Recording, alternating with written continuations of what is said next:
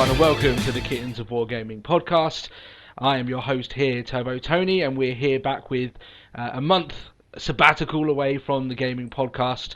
It's been a long time since we've been here talking to you, but we're here with the cornerstones of the show here this week to talk about a variety of different games and the gaming news.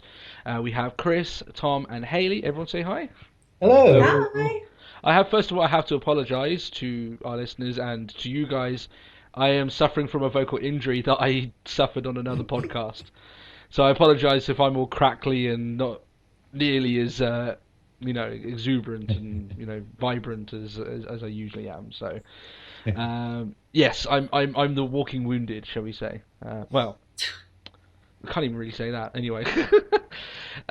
So, yeah, as we said, we've been away for a month. The reason we've been away for is because I had holidays. And I'm the one who edits all the shows, so if I'm not around, that just doesn't get done. So, we are back in the swing of things now. I expect we'll be doing this back on a regular basis now, won't we, guys? Absolutely. Absolutely. Yeah, there's nothing here that's going to stop me doing it each week from here for the next couple of months at very least. So, but we're back onto a regular basis, shall we say? We've got some gaming news to get through, some interesting gaming news, and we're covering 3 games. We've got Hayley covering what I thought was Oregon Trail to begin with, but apparently it's Oregon Trail, so that should be interesting. We've got Chris doing S.T.A.L.K.E.R, otherwise known as S.T.A.L.K.E.R, which is the interesting way of doing it. And we've got Tom doing Spore as well, that's a Sid Meier game, isn't it? Maxis, designed by Will Wright. Oh, Will Wright, yeah, sorry, I get Maya and Will Wright mixed up way too much, but anyway. That's what we've got planned for you this week. 3 very interesting games, 3 out of the normal spectrum games. You wouldn't associate them with the usual gaming market, so quite interesting to be talking about that there. We're going to insert a new segment into the show, and that segment basically we're going to be talking about things that we've been playing throughout the week. Well, for us, I guess it would be over the month since we've last actually spoken to each other, but more so what we've been playing regularly and recently, and we're just going to talk about, the kind of things that we've been playing. We're not going to go into it as much as we do the games that we're going to cover, of course, but just, what we've been doing there. So, I'll start up. You guys may know, because I've been posting updates on it on our Facebook page. I've suddenly become seriously addicted to basketball games. Oh, yeah. Yeah. Okay. To the point now that I'm actually a little bit afraid that I'm saying stuff that makes me seem makes me seem that I'm American and I'm African American. Saying stuff like you say you contracted Blackanese. Yeah, that's offensive. I'm sorry. Yeah, that was a little bit of an iffy one, Tom. So that's kind of the wrong mixture there. They're going. No, yeah, I don't even know what that. Oh. I've seen a Blackanese child. They're beautiful. Okay. But it's like I'm saying sort of stuff like, "Oh, I'm going to lock down LeBron James. He ain't got no game on me," and stuff like that. I'm like, "What was I actually just say? Why am I saying this?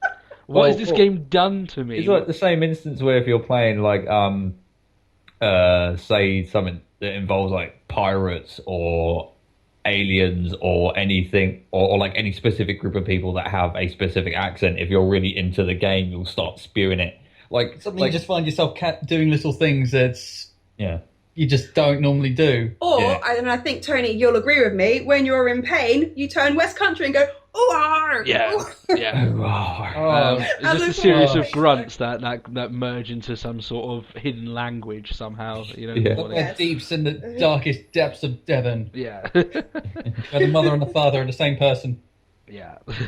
But one of the main things, you guys know that I do like sports games, so I've wanted to, any sports game I'm into, and basketball is one of the ones I haven't played. I've never played a basketball game outside NBA Jam, but that's not really a real, a real basketball game. That's more arcadey, where you got people jumping up 50 feet into the air to do like a fiery dunk and all this. It's just it's a bit crazy. This is obviously Michael Bay directing the entirety of this sports event, apparently. Yeah, that's it. But this one is obviously it's a simulator. It's NBA 2K. So it's like the it's the FIFA of basketball games. So learning an entirely new system, learning all the ins and outs of like a new sport is something I love. So like doing all that sort of stuff, and like I said, I'm I whenever I play, I get very vocal because I've been told to quiet down a few times because I end up shouting at my teammates. Yeah. And any game that gets me vocally involved, well, I guess normally is good. Not now, it's good because it hurts, but still, that's what I've been into. I can't talk so well. Yeah, that's it. Screaming out, "Oh, Michael, who?" That's what I thought. What? But all I know is that I took way too much pleasure out of outscoring LeBron James in a match than I really should have done. So that's the point we're at now. I got it just before I went on the holiday, and I've already played 60 matches.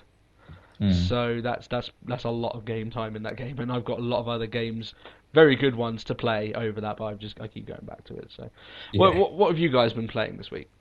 Well, I've actually been smashing Assassin's Creed Black Flag. I've been dominating that. I am the king of the fucking high seas at the moment. I always find myself going back to this game. Actually, it's like Assassin's Creed 3. I wasn't really a fan of, mostly because I thought, well, I don't think Connor just needs to cheer the fuck up. He's really one-dimensional. But I just love the character in Assassin's Creed 4. Can't wait.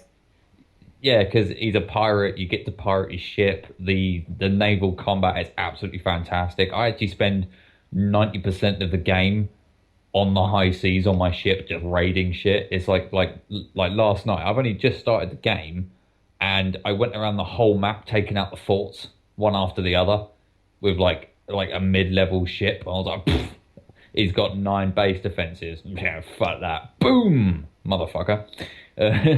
And yeah, I've been really fucking enjoying that game actually, and I've always found it to be a really good way to pass time because you don't necessarily need to do all the story missions because it's so open world. You can go just pretty much anywhere that isn't specifically locked to the storyline, and is only one of those places you can only visit once. You can go pretty much anywhere. Yeah, I just like one of saying those games. You just suddenly like, right, I'm cracking on with the story like now. Ooh, that's a ship.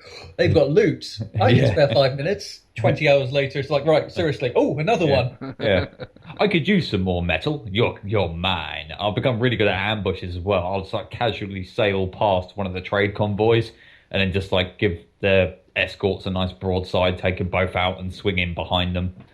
And I managed to do something where I think I'm the only person I know of that's managed to do it. In my last playthrough, I nearly got 100% on the game, and I got all 4 of the epic ships in the corners of the map.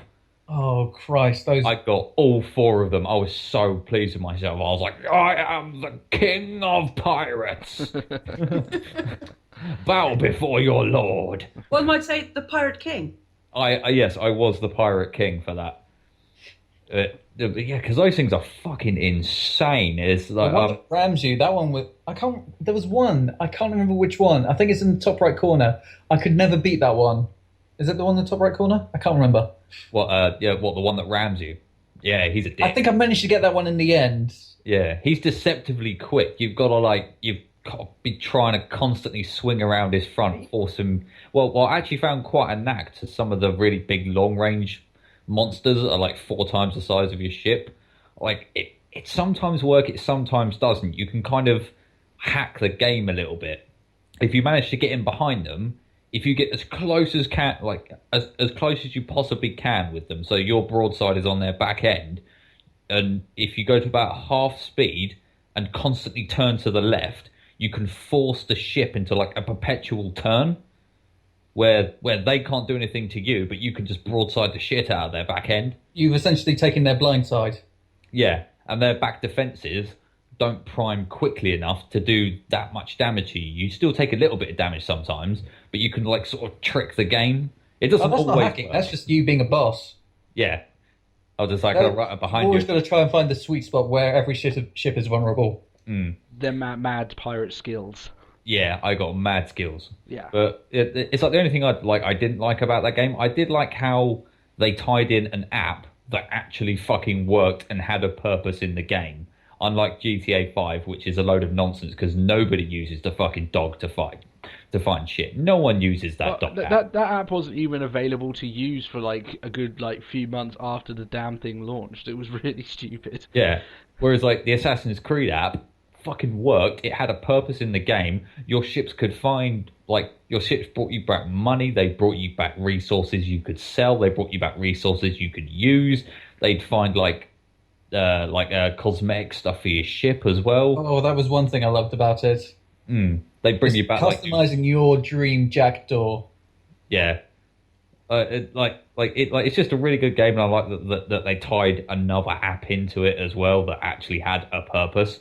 But it annoys me you can't recruit man of wars for your fleet. You can only recruit up to like frigate level, and yeah, I was capturing like I think I captured 4 man of wars at one point in a row. I've used man of wars on Black Ops. Oh, sorry, Black Ops, Black Flag. Black Ops. Black Ops. What the hell's wrong with me? Oh, Jesus. Black Ops now does time travel, apparently. Although if that happened, I probably would find the games just as stupid, but I'd find them more enjoyable. Let's go back in time and kill Hitler. Man of Wars with. I've even used ships of the line for Kenway's fleet. So nice. You just see ships of the line. It's just like that's mine. Yeah, I'm having you. This is my favorite. This is my favorite moment I've ever had on Black Flags. Yeah. Just pulling up alongside ship. I hear one of my crewmen shout out, "I want the pretty one." Oh, I heard that the other day as well. That was fucking hilarious. Now he says it all the time about everything. I want the pretty one. There was a line I could ever take from a game. That would be that one, because that was just You have taken that, Tom, and used it, and applied it. continuously. Yes. Over and over. Yeah. Well, the neighbours must wonder, must wonder if there's something wrong with me, because like where I game, I've got the window open pretty much all the time because it gets pretty warm in the house. And like if I'm ever sailing along and I'm on my way to somewhere and there's not that much going on, and like Drunken Sailor starts going, when your sailor starts singing Drunken Sailor, I join in at the top of my voice. So I'm going, what shall we do with a drunken sailor? So we know what your favourite shanty is. Yeah, I sing all of them. I love singing them. It's just like I love Leave singing. her, along Johnny. with That's crew. my favourite. Yeah. So Shanty. what have Tom and Haley? What have you guys been playing this week? Oh, Haley, what on earth have you been playing? Well, okay, yeah. Okay, some may say I have a problem. But I refuse to acknowledge that, okay? 700 hours on Don't Starve. I will get the exact number. 711 hours clocked on Don't Starve. I think I was playing it since last time I played it was today. It's technically true. 4 o'clock in the morning. That still does count as today, but also yesterday. So yeah. But you guys can join me soon, can't you? And we could all Don't Starve together. For those who aren't aware, Don't Starve, when they said they weren't doing multiplayer, they changed their minds and said they're releasing a new patch to make Don't Starve playable. As multiplayer, if you want to. And it's like to play it as a group. I don't really have all the details on it yet, but I know it sounds awesome. Which I have to admit I am actually looking forward to. I smell a Let's Play. Yeah, we have to. But just a tip. If you don't have it and you want to play the Don't Starve together, get it before it comes out because it's going to be cheaper because the price will go up when the patch comes on. But it's going to be free to anyone who already has the game. Make sure you get Reign of Giants as well because you don't know joy until you're running from a giant moose goose. And then they're babies that shock you with lightning. I don't know how that works, but lightning. There's some kind of biology in there somewhere. Yeah. Fuck it, we're in the same region as dragons. Why not? Yeah. But we also took. We both actually have been playing Portal 2. Oh yeah. Yeah, we saw that. We beat the whole thing, didn't we? Oh, we had this on the Xbox 360 2 years ago. You know, after the co-op campaign, you get another fresh batch. Yeah. After Gladys has the all of Spoiler. in a week. So there was. It just we were playing it to the point where we were just. You know what it's like when you're stuck in a chamber and you just can't figure out. You get really short, really snappy. Yes. I think it's the third one from the extended one. I was so damn narky and we just couldn't solve it, and it's been haunting me. And then we finally got through it all, and I tell you what, that was a bonding moment for me and Haley now. We can get married now and have no regrets. Myself and my wife can't play SmackDown together because the last time we did, she broke my controller. So Did she smack it down? she Or did smack down you that down? controller. Yeah. You can only say it was raw. Yes. Oh. She you know, I can't even think of any wrestling puns because it makes my throat hurt from the other podcast. So. Oh, have you done too much roaring? Oh. Oh, very good. No. Golf clap. You could say my throat is a little bit raw. Hey! Wow. There we go. That's the only ones we can use. I know nothing about wrestling. Probably someone could come up with something more clever than me. Yeah. Well, you'd expect I'd be able to. I'm just I got physically destroyed by that podcast. So Yeah. oh dear. I'm telling The you, damage- take a shot of brandy or something strong and alcoholic. It'll clear it right up. We don't advocate drinking on this podcast, there, children. Shot. If you're old enough, in which case, sure, go for it. Yeah. No, children, don't do anything that's. Just lie down, close your eyes, do nothing. just stay in the corner until we tell you you're 16 and you can go do Face stuff. the wall. Oh, Don't open that door. That's Daddy's secret door. Daddy's secret door. You like okay. First, you tell them to close their eyes and lay still and not do anything, and then you follow it up with Daddy's secret door. What is it with you and your interest in my forbidden closet of mysteries?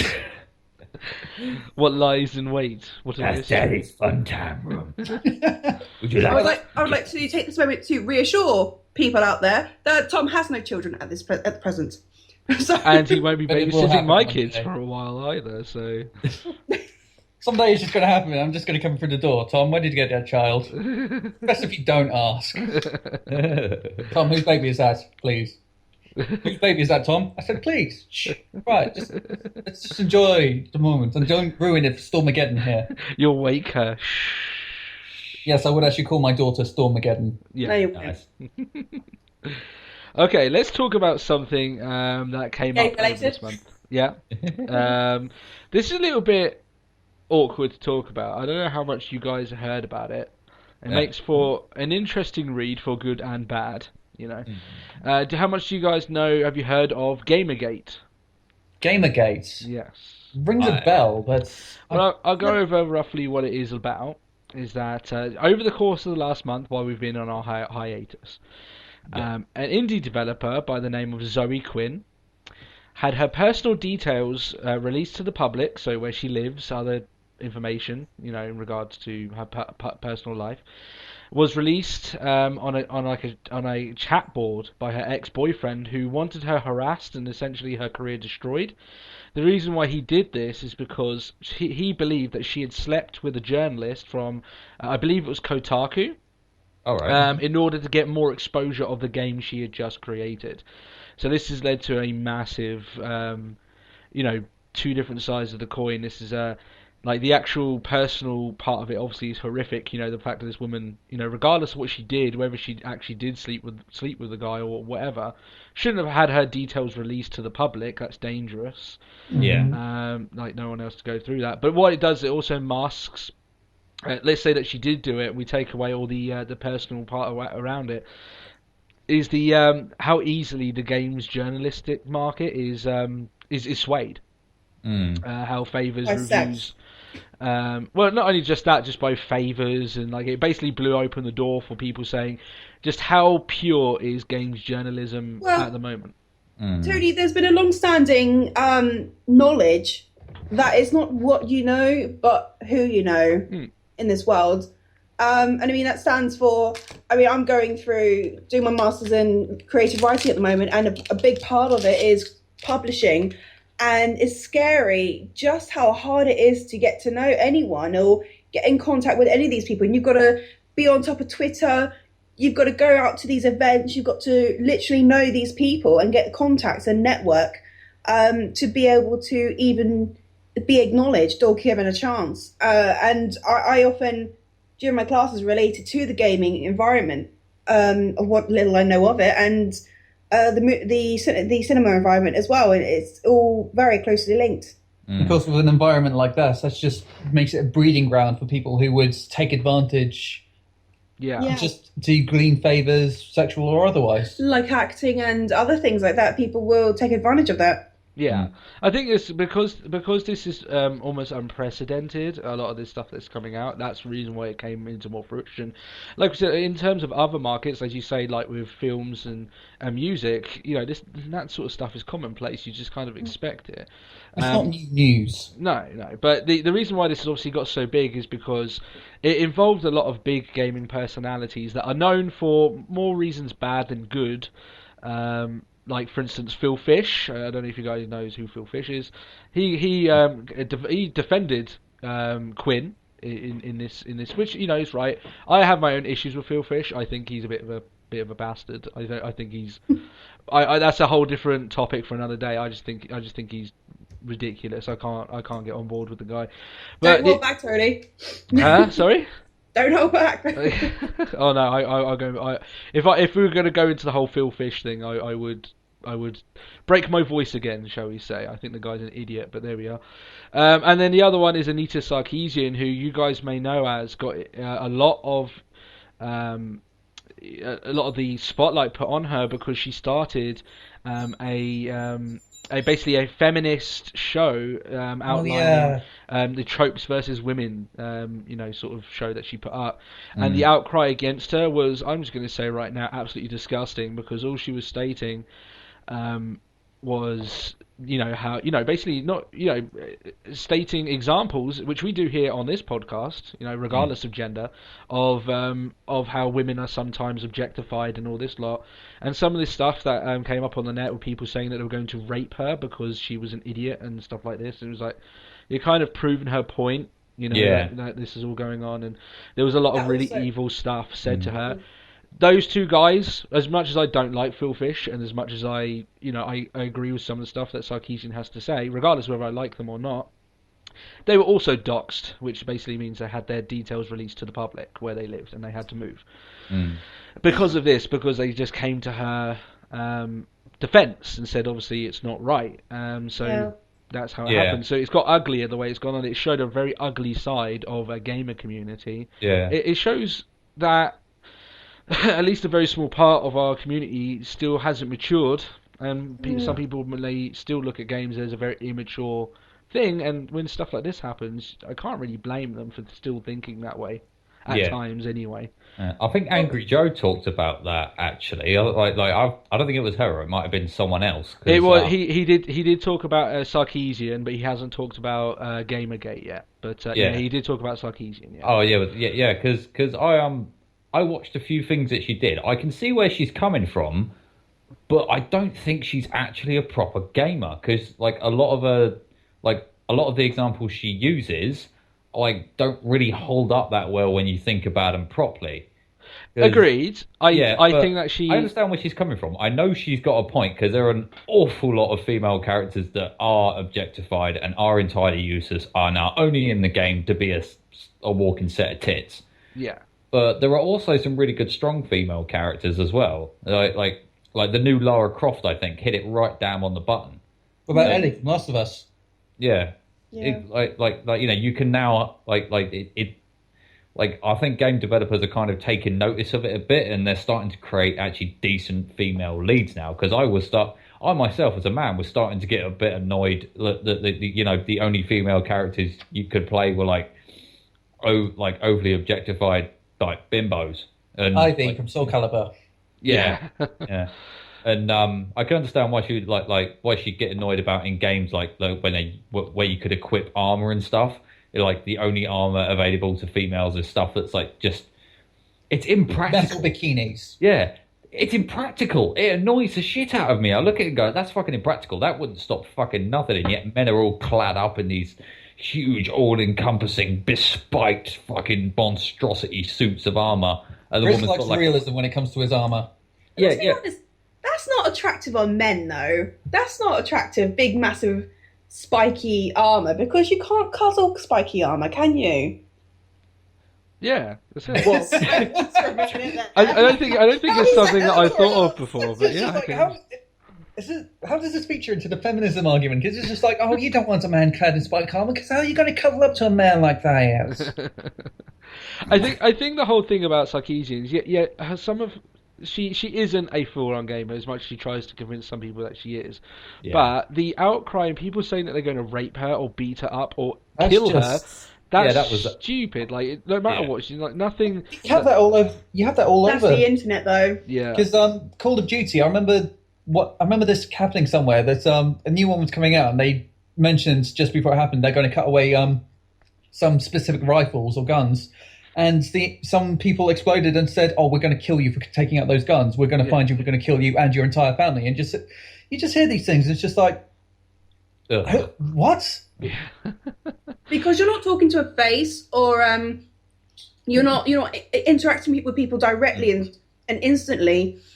Like, we wouldn't say stuff like that to each other over Skype because we're actively interacting with each other. However, when you're putting up a comment or something like that, or posting messages, because it's blind, literally There is a blind, degree of you are then desensitized and disconnected to it. So then you don't understand the consequences. You do not feel the consequences. It's also because people can hide away. Because I'm pretty sure a lot of these people who make these comments, if people could actually find out who was saying these comments, they would find out if. Sorry, let me rephrase. If the people making the comments, "I'm going to rape you and kill your family," if they could actually be found out, I'm pretty damn sure 90% of them would not make those comments. Yeah. I agree. It's just a cowardly. Oh, Yeah. what's another word for it? It's just. They are, what's the word, compensating, I would say. Yeah. Like, Well, it's just- let's say that if I were to get doxxed tomorrow, I have a different view of it, and this may be a little bit dangerous. I firmly believe that if these people don't have the courage to actually, do anything themselves face to face, just putting up my details online isn't exactly going to change that. If they're going to come to my door, then they would have done that. They would have done something much more than just trying to hack all my shit and everything along those lines. I think that's the way I look at it anyway. But still, I can understand why people be scared of it. But of course, it's scared. You don't want that shit coming out. And no one coming to your house anyway, Tony. Stacey will terrify them. My children would terrify them. Jesus.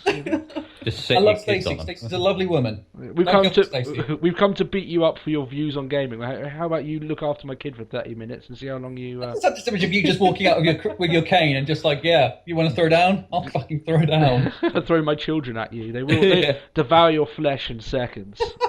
Children, attack! Yeah. Well, I actually heard it summed up pretty well on the news earlier because there's been a thing recently where a woman posted a hate comment about to the McCanns.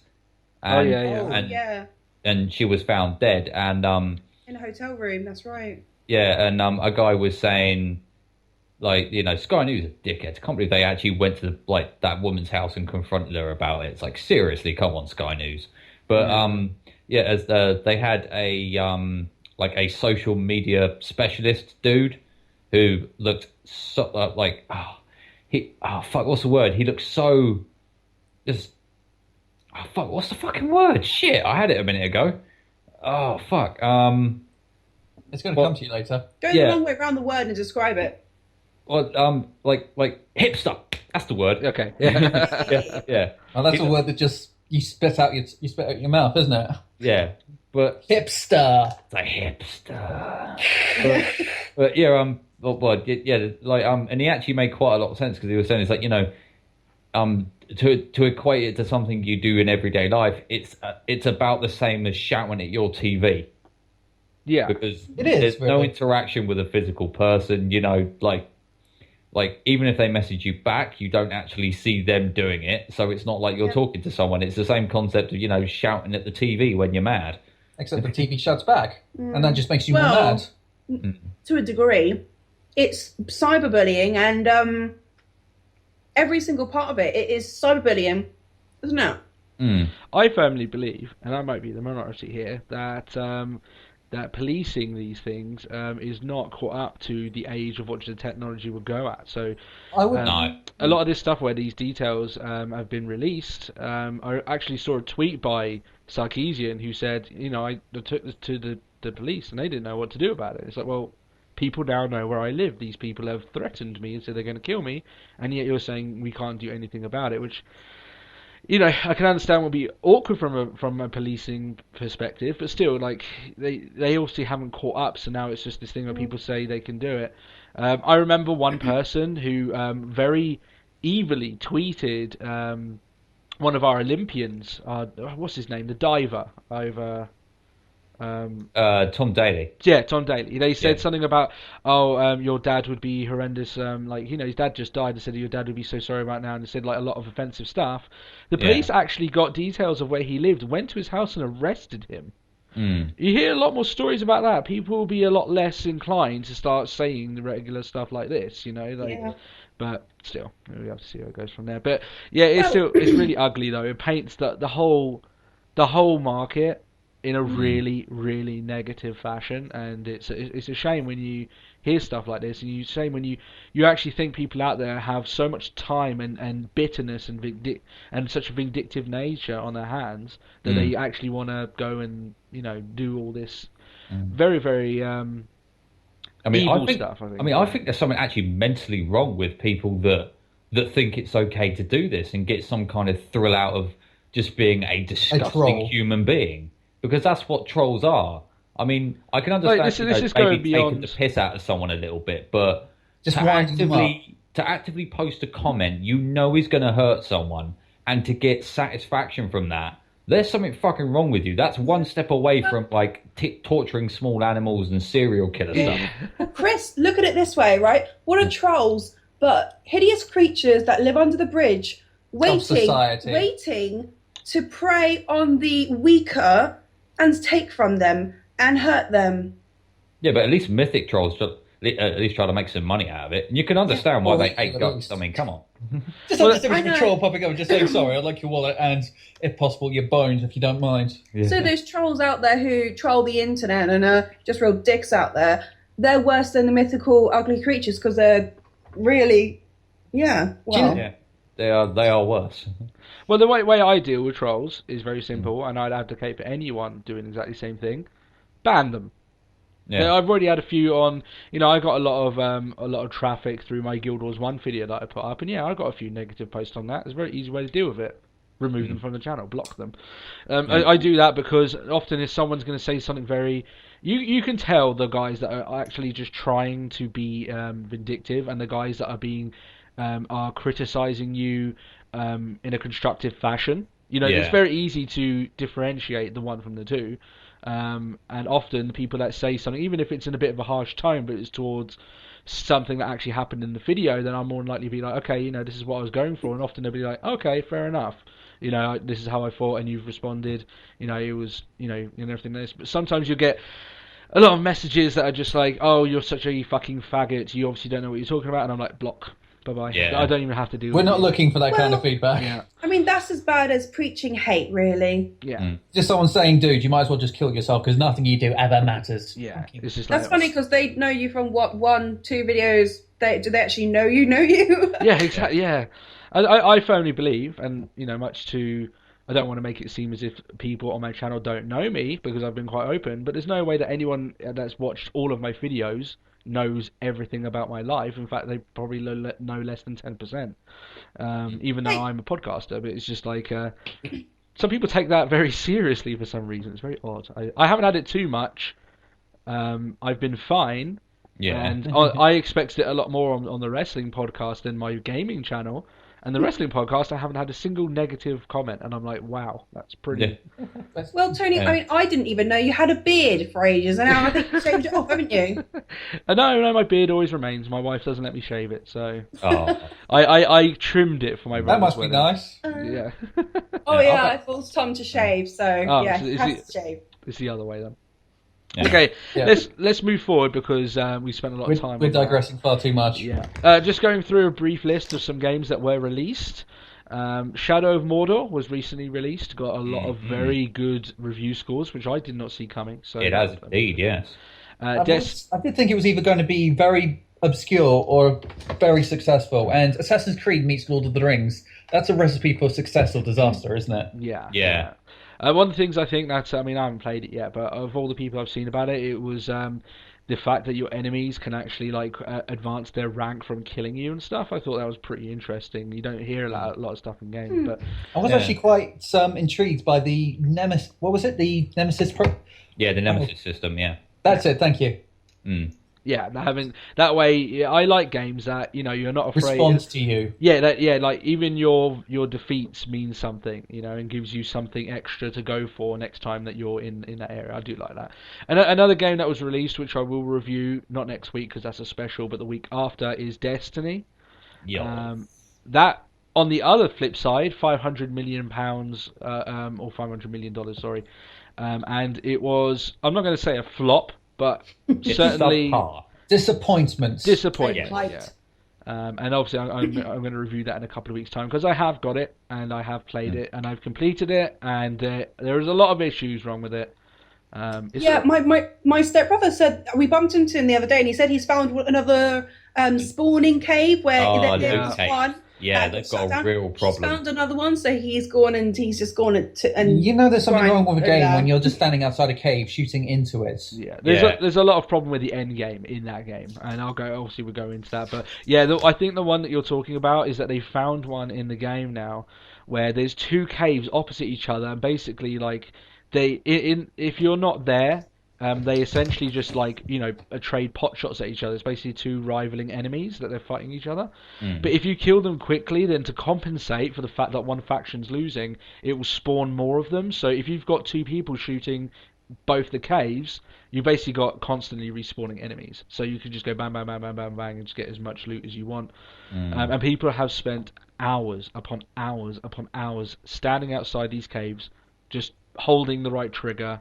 And just that's essentially it. I can't fathom that. I can't. Yeah. I Yeah, tried couldn't it. Do that. I'm going to say here that I tried it. I got bored in 10 minutes and I went and did something else. I think I'm a bit different than that. I'd much rather try and find a bit of fun rather than just blow out the game. Yeah. You'd rather actually feel yourself having fun rather than feel the fun by watching numbers climb. That's it. Yeah. The other game that was released is the yearly installment of FIFA. For anyone that doesn't know, as I said before, I am a big sports game fan. But I always pick up the year before the one that comes out, so I'll be getting FIFA 14 soon because it's the best way to save money.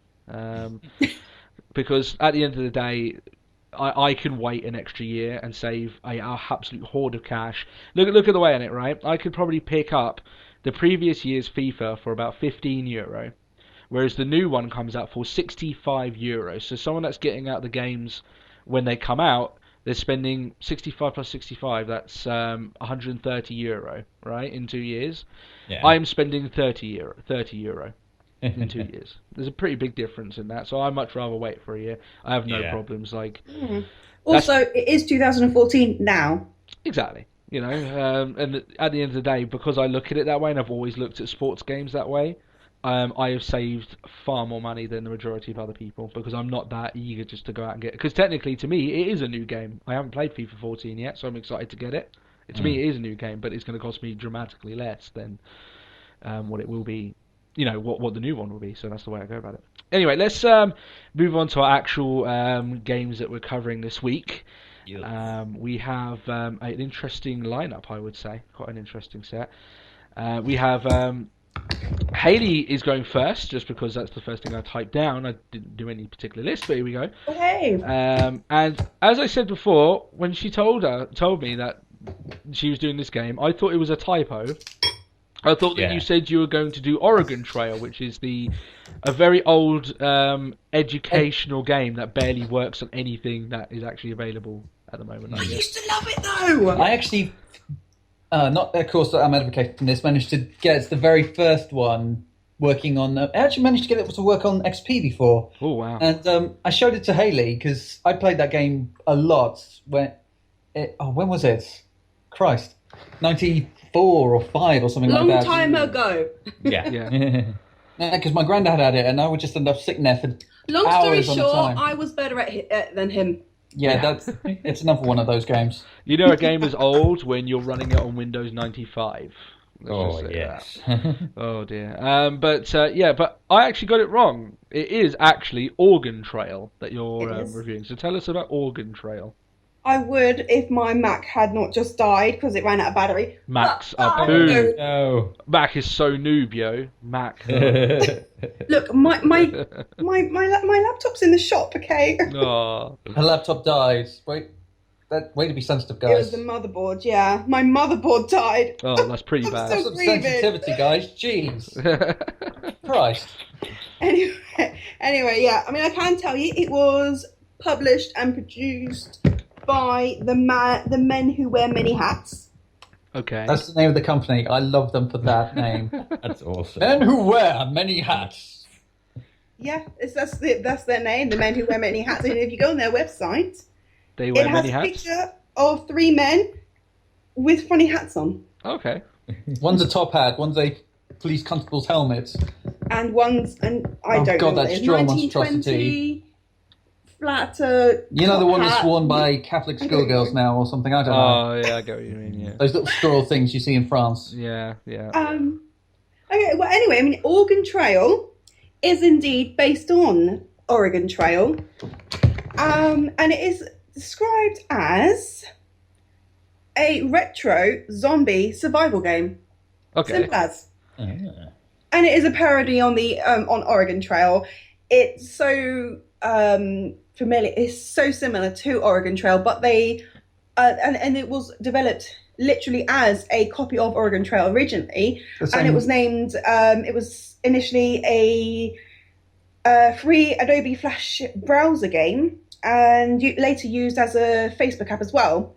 And it was so good that it was expanded and was it went on the Steam greenlight and was funded to become Oregon Trail Director's Cut, And that's what it is.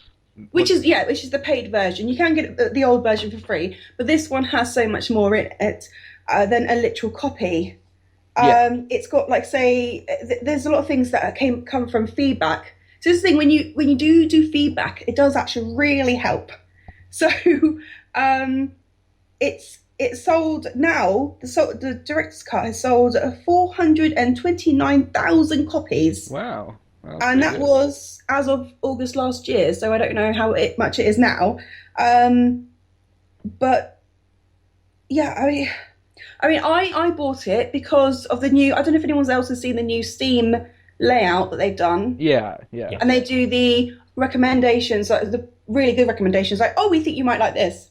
It did that. I saw that. I was like, oh my god, it's like Oregon Trail. I'm getting it right now. So that happened. How much is it? Sorry. How much is it? Oh god, I I think don't know. it's like $6.99. Hold on a second. Let So me go it's a on pretty, Place. so not like a stupid price like the Prison no. Architect that you reviewed the last time. I remember Yeah. it was like a lot. Yeah, it's not. It's really low. It is. Drumroll, please. No, I'm joking. It's fine. $3.99. My Oh, mistake. wow, that's very modest. Yeah. That's Yeah. very good. Yeah. And that is a director's cut. It was greenlighted, as I say. It's a really small game, so it doesn't take up much room. And I mean, you can play it for a very short time if you want to, or you can play it for a really long time. That's the best thing about it. It's got options to play it for a long time. So, like, on endless mode, that's what it's called, isn't it? That's You the unlock one. an endless mode afterwards.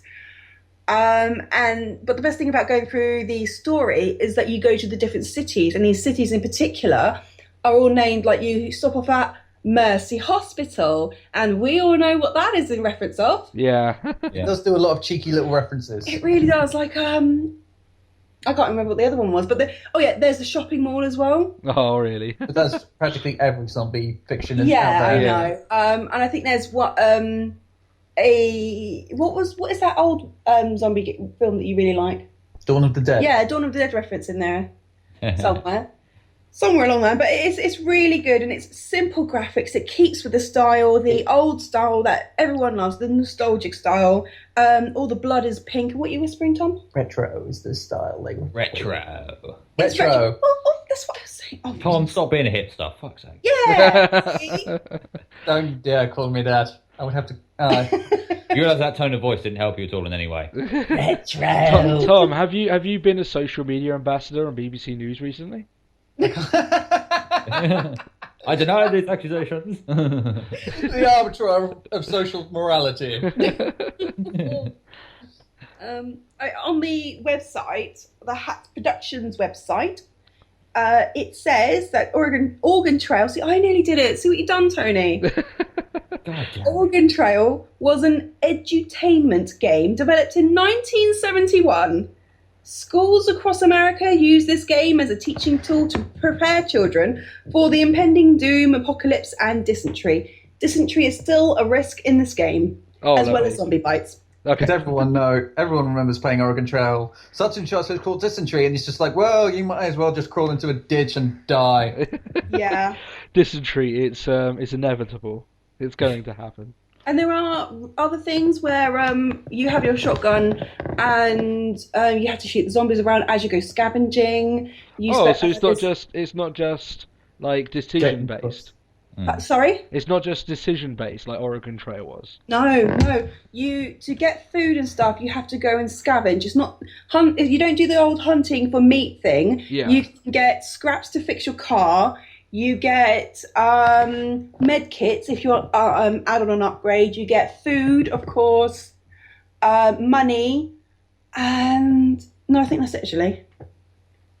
Yeah, no, you can get fuel. No, you can't get fuel. You have to buy fuel and bits for your car. You have to buy that. There are also other risks, like there are bosses involved. So there'll be like a giant zombie bear. Suddenly come out of nowhere. There'll be a giant, or there'll be 2 zombie wolves that you have to try and dodge. If you get bit, by the way, during these little scenes, you don't die straight away. You just get some health taken off, which is helpful, of course. Yeah. This game is not kind. It's not kind, yeah. I mean, there's also an option where you have to shoot some people as well. If someone gets bit, you have to shoot them. I shot Tom's brother in the face because he got bit. I'm sorry, William, but you were bit. That was said with such savour. Cold, calculated. You were bitten, so you must be dealt with. If I didn't shoot him in the face, he would have just come back as a zombie anyway. I think you just got. It's not so much you savour shooting people in the face. It's just you savour how right you are. Yeah. I had to do it. Hey, I've been conditioned. Okay, I know what I have to do in a situation like that. So yeah, in the zombie apocalypse, you're not going to shed a tear. You're just going to be like, oh, for fuck's sake, Tom. Yeah, I'll shoot you in the face. I will shoot you in the face happily if you were bit by a zombie. Now that's. Would you at least take the moments? Just at least give me, for fuck's sake, Tom. Yeah, okay. Thank you. That's all I want. You'll get just enough time for me to go lol in the background before you shoot you. Oh, we had to do a zombie apocalypse thing. It'll be a perfect soundbite as well, you know. No pun intended with the soundbite thing, you know. Yeah. Oh, jokes for days. Oh my god, I've been bitten. Oh, for fuck's sake, Tom. Lol. Splat.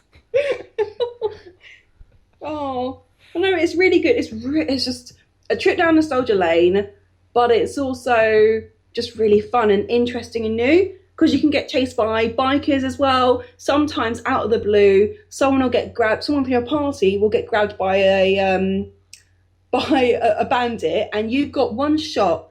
You have to aim the gun to shoot at the bandit's head. Otherwise, they shoot the person's head out. So my second playthrough, Will got his brain shot out by the bandit. Oh.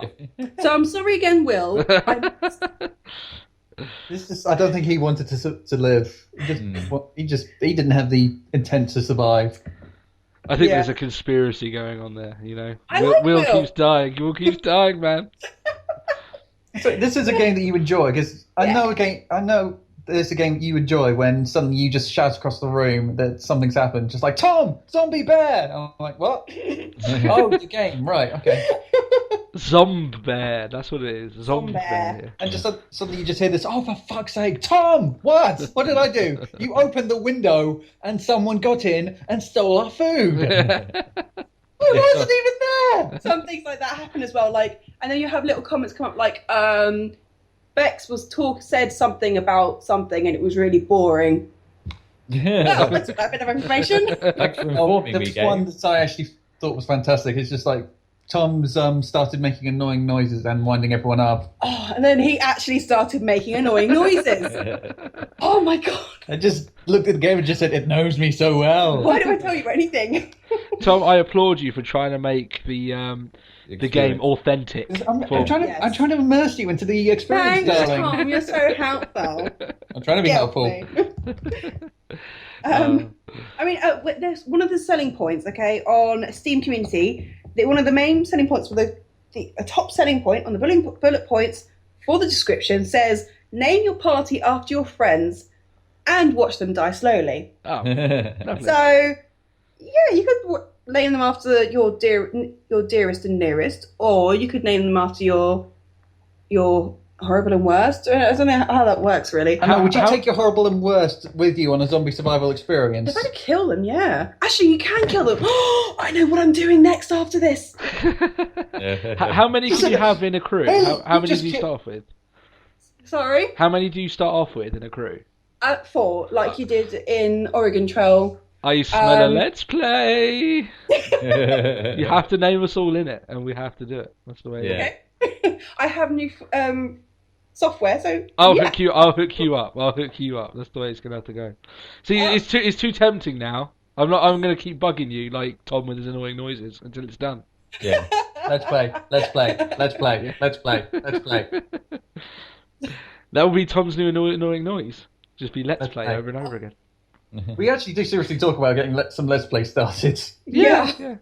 Now I'll tell you what. I help you guys get set up. I helped Chris get set up at the very beginning with the Yeah. with stuff. It'll be easy. It'll be fun. I just want to see Hayley freak out over one of us turning into a zombie and stuff. I just want to see what For happens. fuck's sake, Tony! No, Tony, I have played too much Left 4 Dead with you guys, with Tom, with everyone. I will be cold and calculating. You say that every time she gets knocked down in the escape routine. I always run back and pick your ass up. You say that sometimes I'm shooting you from the boat, behind you, not at you, but behind you. Hayley, start the boat! Why are you pointing that gun at me? Why are you shooting at me? I'm not Just shooting that at look you. of grim satisfaction on your face, and it's just like, make your fucking annoying noises now. It would be like I was shooting behind you, and suddenly you realise that like half of your hair is gone. You know, because you just skimmed off the Oh, top of did your you have a skull. haircut? Yes. Uh, It just reminded me actually of when I went to my uni open day. Freshers Fair. Freshers Fair. That's what it's called. Yes, I'm up with these young people. Freshers Fair. And there was the gaming community there, and there was 3 people at the table. One was sat behind his laptop, all quiet, not even making eye contact with anyone. And then I was talking to one of the girls there, and I was like, "Oh yeah, no, actually, you take part in a podcast." Well, straight away, suddenly he bolts up. "Oh really? What's your name? Hi, I'm Hayley. I'm blah blah," and sticks his hand out at me. I'm like, "Hi, I'm And Hayley." then I'm just sitting there pushing a chair, and I've just my eyes now, and it's just like, the fuck you be nice Yeah. for? the delightful podcasting world, shall we say? Yeah. So with Oregon Trail, when you were explaining it there, it reminds me a little bit of FTL in the sense that you could play it for a little bit, or like depends on how long it goes for. It's like the roguelike sort of game. Like Yes. it's punishing, but the reason why it's punishing is the reason why you keep coming back to it. Is that sort of thing? You love it. Yeah. Have you beaten it Let's yet? hope it loves you too. Sorry, Tony. Have you beaten it? Oh yeah. You're like a pro. Yeah, I beat it first time, but you have to play it again because you don't always get the same things. You don't always have the same things happen. Like Tom had to play it through the second time because the first time he didn't get any bikers follow him away from a building, from a stop. Oh, is he? Yeah, So it's like randomized sort of encounters and stuff like that. yeah, like he never got any boss fights because he didn't go scavenging as much as me. So I was intent on surviving. Max Brooks will tell you, I. minimize contact, increase chances of survival. Yeah, but you got to work out the mechanics of the game. It's all about strategy. But I don't want to die! I'm sorry, darling, but you didn't die. No, you No, didn't die. Will died, obviously. Sorry, yes, Will died. Yeah, repeatedly. Will took all the deaths. Yeah. Just had this image of you doing a playthrough. It's just like Will got bit by a zombie. Will got shot by a bandit. William was dragged 2 miles. He at the died of back the dysentery. Winnebago. Oh dear. Because someone has to die of dysentery, of course. It has to. Oh yeah. No, actually. Oh wait. No, Bex had dysentery, but she got better. Oh, okay. Yeah. It does have that wonderful thing. Suddenly pop up. It's just like Tony's got a broken arm. And it's just like, how, Tony? You're sitting in a car. What could you have done? Tony. I shouldn't be left alone. Or was it someone we hit a bump in the road and like a spare wheel went flying out the window? How the hell did that happen? I told you not to talk to that guy at the garage. Jesus. The guy had Dodge written all over him. Garage. Garage. We're French now. Garage. That's probably how Tony broke his arm. Yeah, that's it. Damn it, Tony! Hold your shit. Don't put your... See, kids, this is why people tell you not to put your arms outside windows. Wheels may suddenly come flying up and take your arms with them. I can imagine just like a broken like arms flapping in the wind, you know. Oh no! Look what happened. Oh dear. Just go...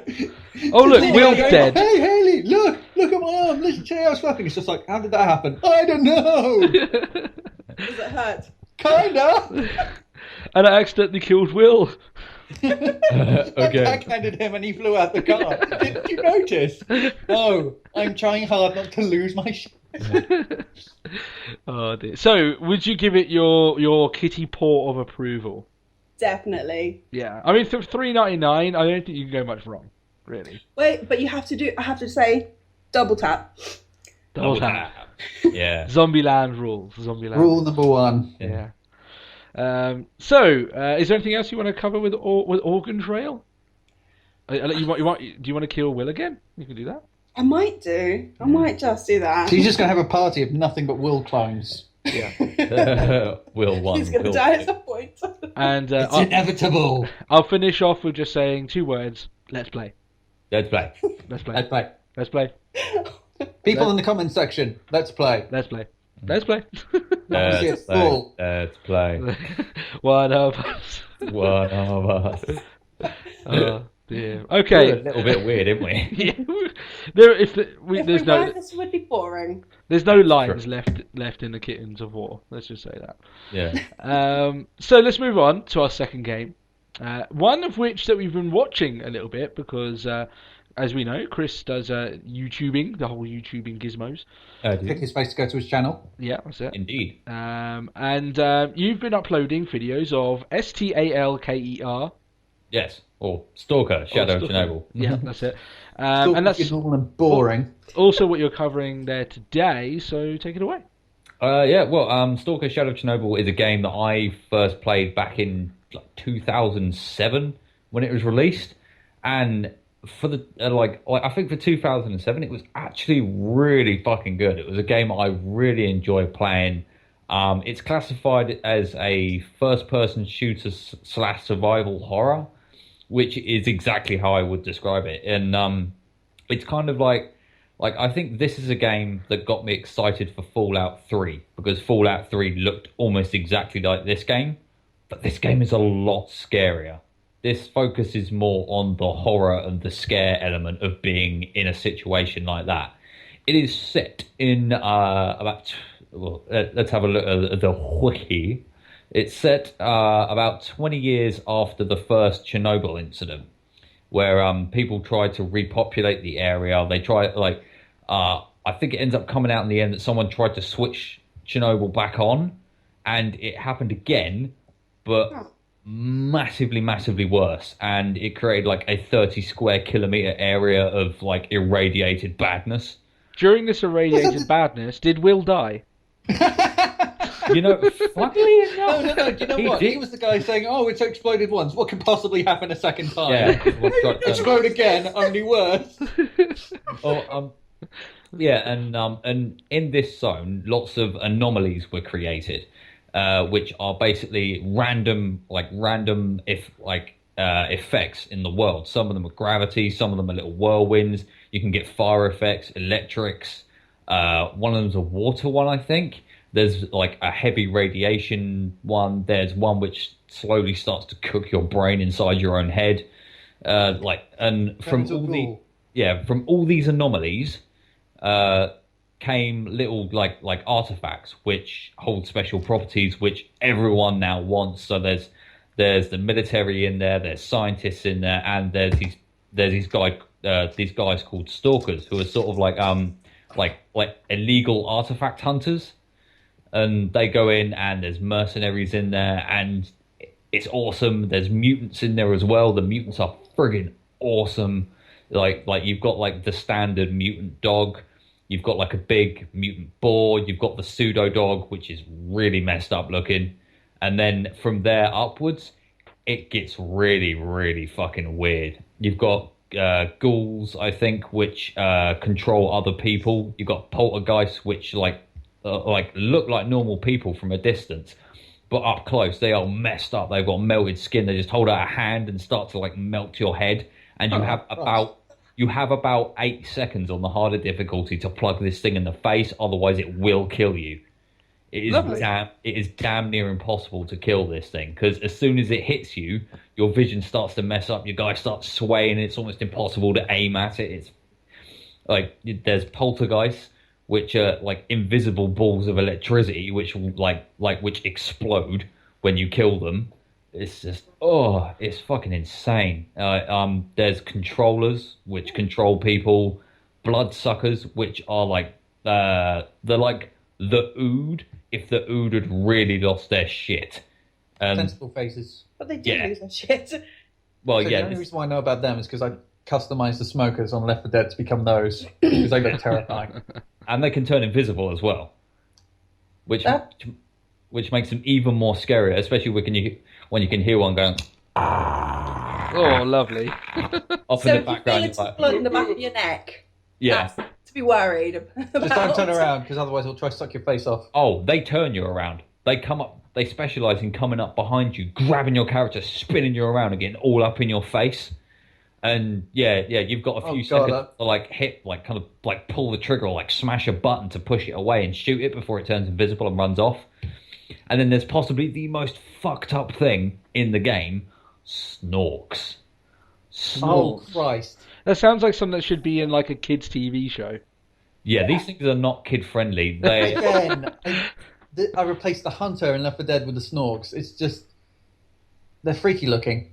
well, they are actually a reference to the like the name Snork is a reference to the Snork, and they're agile. They specialize in ambush tactics. They like to hide in caves, going underground. Snorks are fucking terrifying. There's usually 3 of them. If you see one, there's usually 2 of them behind you, ready to jump on you and claw your fucking face off. I was unlucky. That's when the attack comes, not from the front, but from the side. Like Velociraptor tactics. Yeah, like The other 2 raptors. snorks, you never even know they were there. Yeah, and they're not even big. They're not threatening. They're basically mutated humans, but They look like gimps, put it that way. yeah, they're thin, they're gangly, they crawl around on all 4s. They've got like a gas mask which goes halfway down their face, and then, like, the bottom half of their face is all messed up and bloody and horrible. Teeth that are much longer than they should be. You know the speaker from the Mouth of Sauron from Return of the King? Yeah. That mouth with a gas mask on top of it. Like, yeah, they're terrifying when they come out of the darkness at you. You'll occasionally see one stalking towards you. You want to watch the fuck out, because there's usually one coming up behind you at that point. Clever girl. Yeah, it is scary as hell, and all the lighting for it is really, really well done, and the music is well done for it as well. Like on my channel, it doesn't look so good because I've had to turn everything like to the bare minimum so I can record it. But if you switch everything on, it's got a really good dynamic lighting system. And if you're going through an underground area with like other people, like your only source of light will be a couple of like red emergency lights which just cast ambience, and then some like the only thing that will get illuminated is what the flashlights are pointing at. So someone could turn around and you'll see like a flash of something in their flashlight swing around and it will be gone. It's fucking creepy as hell in places, and it's also really challenging with the human enemies as well. The NPCs in this are not fucking stupid. that the actual combat AI in this for other regular humans is really it's actually one of the well polished I've actually found. COD can go suck a dick compared to some of these guys. I found I got even in Destiny recently, like the AI isn't that good. Like they conveniently peek their head around just so you can pop it off. It's like how many enemies are going to do that before they fucking learn? Is that Stay guy behind still there? cover, I huh? got I get lured into traps. I got lured into a number of traps because I remember I was going through a building. It was in, like on one of the last missions. I'm going through this building, and I saw one of the guys I was fighting see me. He ducked. He turned around and ran back around a corridor. I was like, where the fuck's he going? I followed him, walked through a cross junction. I got nailed by 2 Gauss guns. Oh, And it's like, dead. I didn't even have a chance to react. So, Chris, it sounds like you die a lot in this game. Does it have autosave? It doesn't. No, you have to actually actively save it. So if you haven't saved in a punishing. while and something just offs you, because you can be offed in a moment, it is a survival horror, and the bullet mechanics and the damage mechanic is actually very realistic. You can survive quite a bit of damage sometimes, but then there are other times where someone gets up a lucky shot and nails you in the face, and like you can die almost instantly. And you've also got to account for things like your radiation, your hunger, bleeding. Like those will do do have an impact. Like hunger, not so much. That's more a stamina thing. But if you're hungry for too long, you will die. yeah. and not eating in the game results in a much quicker death. So It's like what is it, Metal Gear Solid 3? Like if you can go through that game without eating anything, but if you don't eat anything, then you can't aim properly. Your aim is all shot. You can't heal properly. You will start losing health, stuff like that. So it's like you don't have to do it, but like you're gonna really pay for not doing it. Is it roughly like the same You thing? might as well do it. Yeah, pretty much. And you can buy food and stuff as well. You can buy food from vendors. Sometimes dead people will have food on them. So food isn't really that hard to come by, but it's something to keep in mind when you're about to head into combat, because it affects your stamina, so you can't sprint. You can't sprint very fast and something like that. Your death might be more instantaneous than it otherwise would be. So it's always worth munching on a load of bread or munching a sausage before you go into combat. Just in case. Yeah. Yeah, thank you, Haley. So I just had this image of you literally just in your in your destroyed apartment, just ready to set out. You got your backpack on. It's just like, oh, have I had breakfast?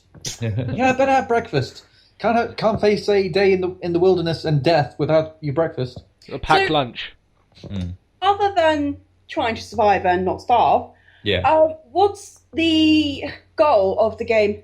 The actual story of this, I really don't want to give it away because it is actually a really good story. But the whole game starts out with you being found by a stalker in the zone. You wake up, you have absolute amnesia, you have no idea who you are, no idea where you are. Like your only clue as to your purpose in life is a PDA which you're found with, which has "Kill S.T.A.L.K.E.R on it, and so the whole game is you finding information about the S.T.A.L.K.E.R guy, trying to track him down while helping out other people.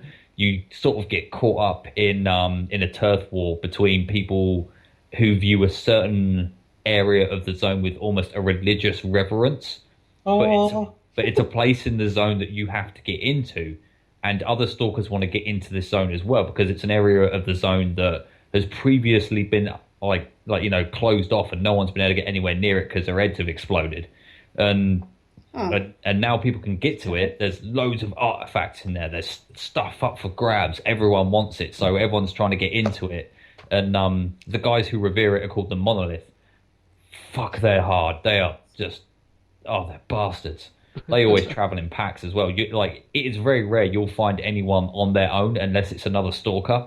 And Chances are, if they're on their own, they're asking to die. Yeah, well, most of the time they're friendly. Will. They won't bother you. Yeah, like Will. I mean, most of the time they'll just walk past you. You can stop and talk to them.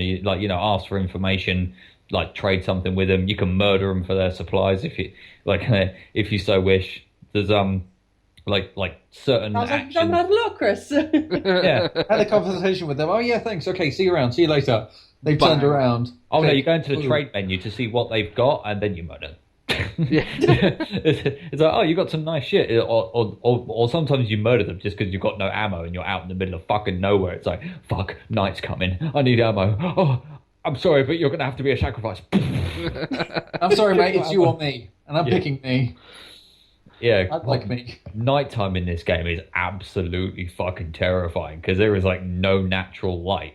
The moon does nothing. Like you don't have a flashlight for quite a lot of the game. The flashlight runs off batteries, which deplete quite fucking quickly. And so, like you know, you could be walking around from like checkpoint to checkpoint, and these checkpoints can be quite far away. And because it's very open world, you can go pretty much anywhere unless it's specifically locked. Yeah. But I wouldn't recommend exploring quite that much because you could accidentally walk into a high radiation zone, which is sort of like the world boundaries are like high radiation zones, and you don't want to go too near them because if you start getting radiation poisoning, you I know. die. You get a third Yeah. arm and it chokes you to death. Well, do you not? Is not there not like a goal to leave the radiated zone, or is it? Well, I know your whole purpose is to like kill this S.T.A.L.K.E.R guy, and you get so caught up in everything, you have no real choice but to kind of go along with it. Oh, I okay. just wonder what's happening. It's just this guy's foot, just guy's head. You just turn around and just like, you know what? I could leave and have a normal life. Yeah, why doesn't anybody leave the area like they have actually Chernobyl? It's Because it's there's- Russia. Ain't nothing yeah. else happening there. Well, there's a lot of money in artifacts because these artifacts actually have an in-game purpose. They're not just random bits of kits you can sell for money. They have buffs on them. So you can equip them to give you like bulletproof buffs. You can resist bleeding. You can one of them like is resist hunger, resist radiation. But you take So- like a lot of the NPCs are basically scavengers yeah, as well, yeah, or yeah, treasure hunters. yeah. Everyone else is a treasure hunter. Like everyone. And what I like about the game, everyone else in the game has a purpose, and you won't ever find someone just standing in the middle of nowhere, not Yeah. doing anything. Every single AI will perform a certain task. When you walk into a camp, there won't just be anyone standing there doing nothing. Like, they'll be talking to each other, they'll be joking with each other. One of them will be playing the guitar. It's very Fallout in that sense then as well, that the world is alive and that way you're trying to traverse like a really harsh landscape.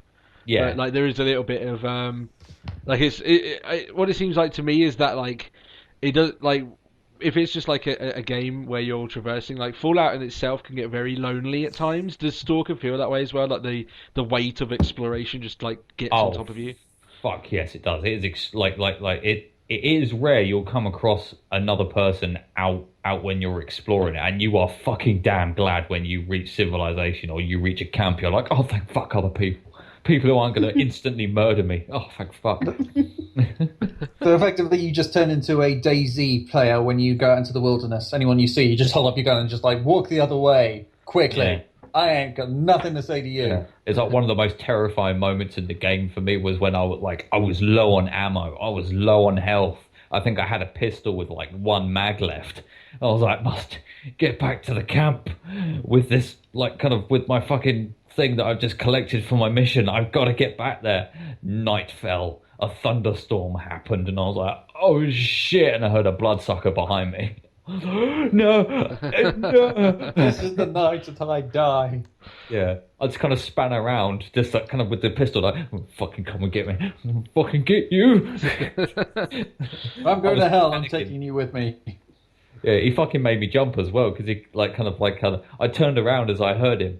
I heard nothing, so I turned back around and they came up behind me and fucking munched on the back of my head. I was like, Fuck it. Just making out with your skull in a fashion. Yeah, and like the mutants actually have quite a decent AI as well. They like they have a random roaming pattern, so you won't ever find them in exactly the same place. Yeah. And there'll be like fights over food. There'll be like fights for like in like a sort of pack mentality, which like can be as like non-scripted non-scripted events that are just happening. You'll walk past and there'll be like a fight between like a few boars and a pack of dogs as they try to take one out and eat it.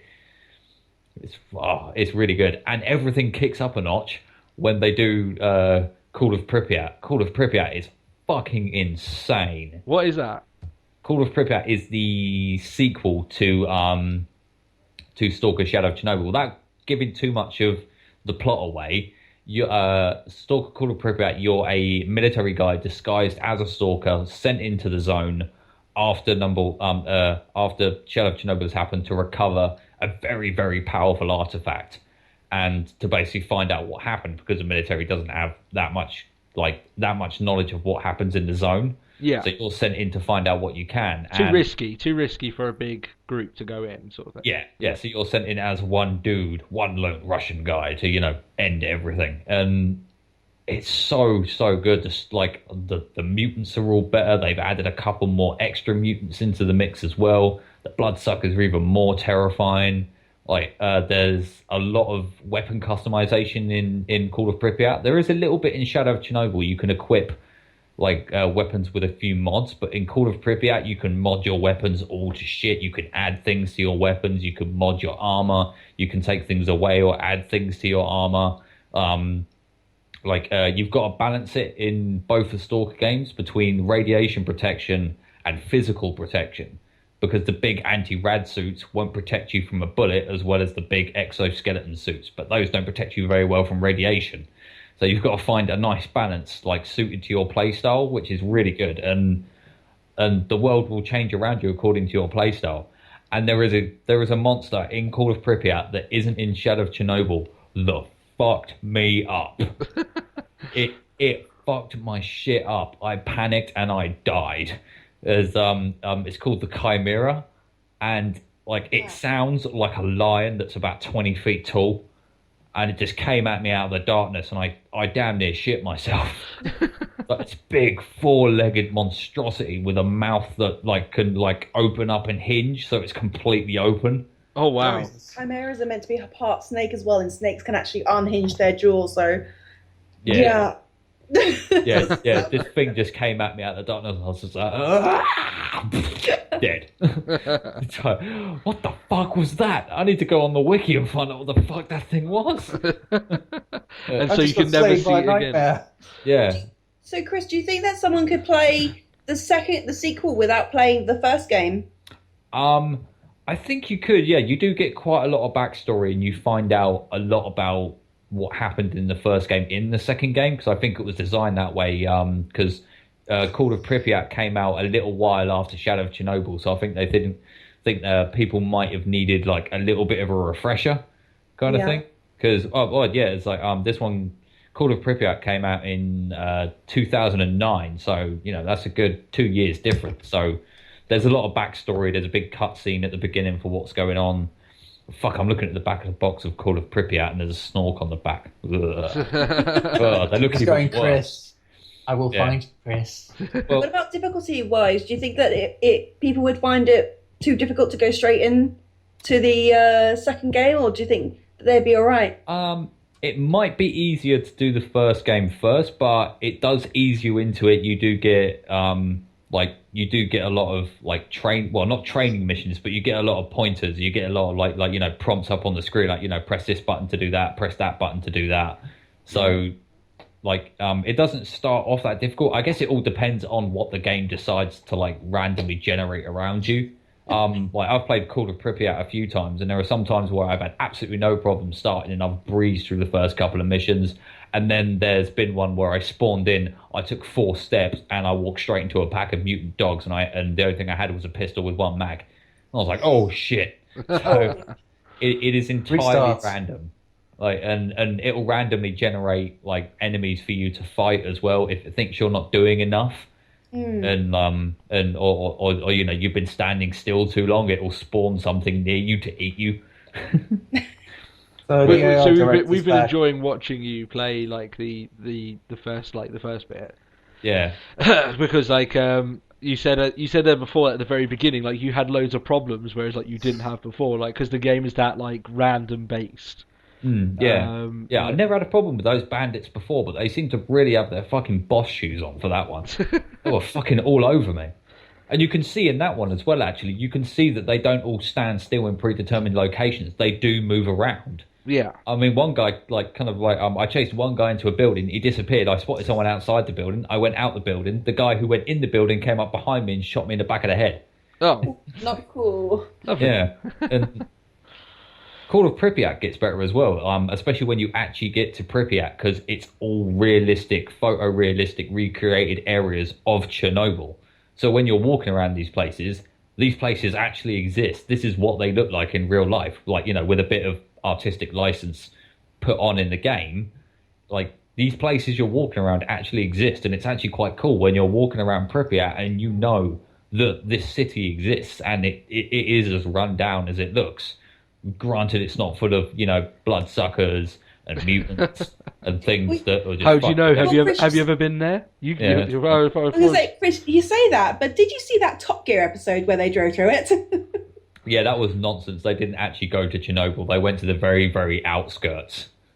They didn't go anywhere near Chernobyl. No, I don't think that they would go in it. So they wouldn't get permission anyway. Not even the military's allowed anywhere near it. Like even the Russian military aren't allowed within, I think it's about 20 miles of the Chernobyl reactor. So nobody has actually seen anything inside it for how many years now? Well, obviously they fly drones and stuff over it and take pictures of it every so often, and they've I think the Russians have always got a satellite in orbit with a camera pointed at it, so they can just make sure that no one's actually sneaking in there and no one's trying to live there because it is uninhabitable for like another couple of thousand years, I think it is. Really? Yeah, it's so irradiated. See, the conspiracy theorist in me is just like, what are they hiding? Yeah. Yeah. It is weird though what seeing the pictures because like while the place is run down, it does look like it looks like a ghost city. It really does. Like it looks like a ghost town because there is no life there, and because obviously there's no way you can have life there. But if you actually see some of the pictures that have been taken, from as you said, they're like unmanned vehicles and satellite pictures. It is bonkers actually going into. Actually looking at Chernobyl as a place now, it just looked creepy. Yeah, it is. They also did that fan footage horror film, Chernobyl Diaries. Yeah. Let's talk about that. But what would actually happen if someone went into Chernobyl? They would disappear. You'd get severe radiation poisoning and you'd die extremely quickly. Really? You how quickly though? You get a third arm, it would appear from your chest and it would choke you to death. Yeah. Right. Well, no, radiation poisoning consists of basically your body dying at a cellular level. So you turn to sludge. You'd start to cough blood. Your organs would shut down really, really quickly. Or your hair would fall out. You'd your skin would go really pale. Depending on how far you went in, all of this would happen at like an increasing interval. It wouldn't obviously it wouldn't be like it wouldn't happen in the space of 5 minutes, but. You might not even get some of the I reckon. symptoms straight away, but the thing about radiation is that like once it's in your body, it's like it's not getting out. Yeah, so, like your cells are irradiated. That is it. Yeah. So you may not it depends on how close. But the whole thing about radiation is like it depends on like how close you get to it. Because if you get to a point, you get too close to it, you might be able to walk away, but like in a week's time, you'll be dead because your body's just taken too much of a beating, so you'll just be continually sick.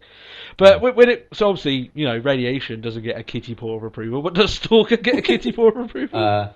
It does as well. Like it does. In fact, both Call of Pripyat and Shadow of Chernobyl get a paw of approval. They are good games and they are worth playing, especially if you've got a decent system. Smash all the settings up to high and have a blast playing it. It is a long game, but there's so much to do. There's stuff to find.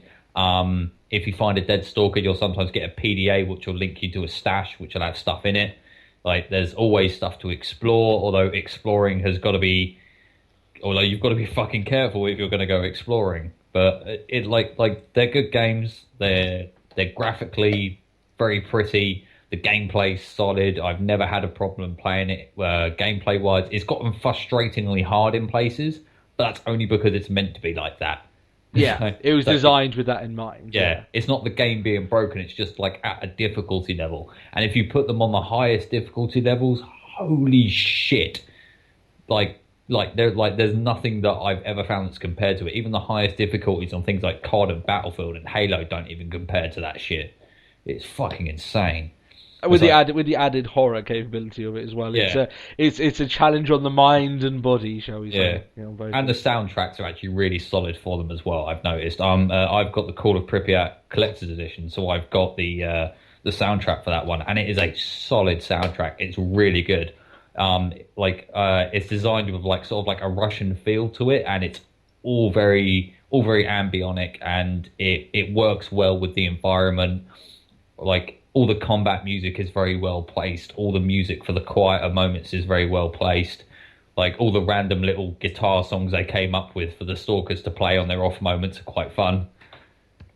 Well, like Skyrim style with the bards and sort of like that. Yeah. Yeah. And also, I do like in this one as well. I just want to before we move on, I do want to point out that I do like a game where a Russian is a good guy for once. Yeah. I don't know. You had Nikolai in Call of Duty Modern Warfare. Yeah. Yeah, but I think Yeah, one but good the guy big in Call of Duty does not outweigh the thousands of bad Russians Yeah. you've had to kill Yeah. in that game. Yeah, I mean, it just seems that these days games fall into a rut of like, oh, who are the bad guys going to be? Russian, Middle Eastern, German, possibly Chinese. That's What it. about South America in Ghosts? Yes, or South America and Ghosts. It's like black people or Asian people. Everyone who's not white is the enemy. Yeah. It's not white American or like, I mean, even, well, you'll occasionally get the boss who's like an American, but he's like always such a colossal douchebag. He's barely an American, or he's against America. Wayland Enterprises. I meant Wayland Enterprises. But yeah, I mean, it's just nice to see like kind of a Russian, like a strong Russian character in a role that is good in a game, and he's not part of the squad. He's on his own. He is a single, male protagonist who is Russian and is good.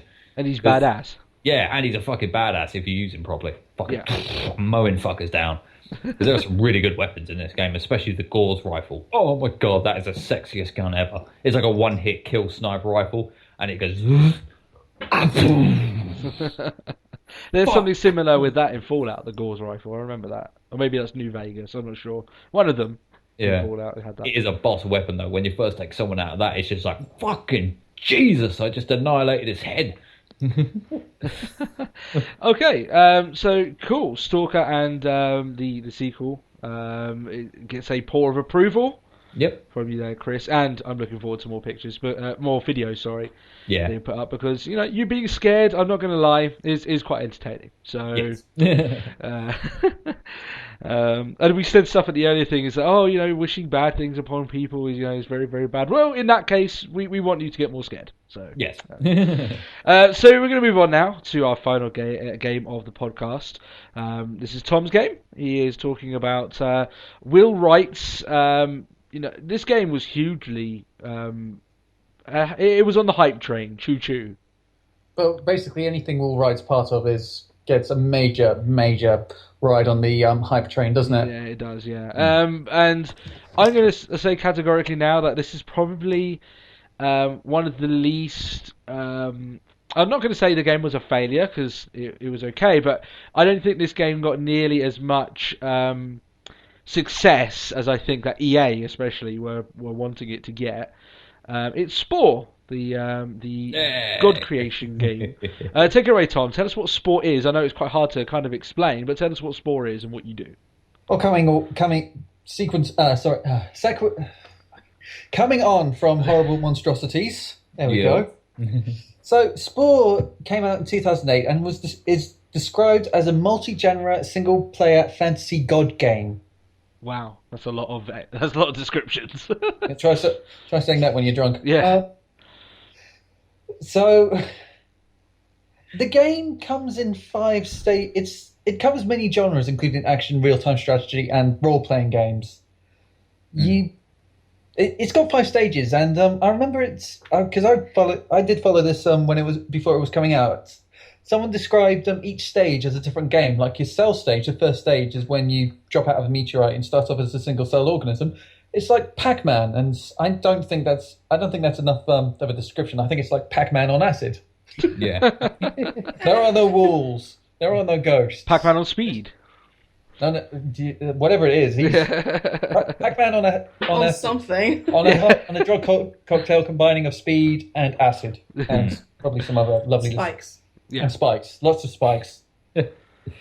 Oh, so many spikes. Yeah, sorry, I've just started playing this. I did actually play this again for a little while a couple of weeks ago, actually. Mm.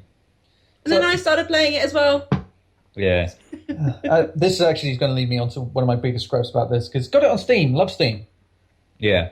Okay, so going back onto the stages, so you get your 5 stages. You get your cell stage, which you go around eating food and just avoiding bigger things and eating smaller things than you. And getting bigger.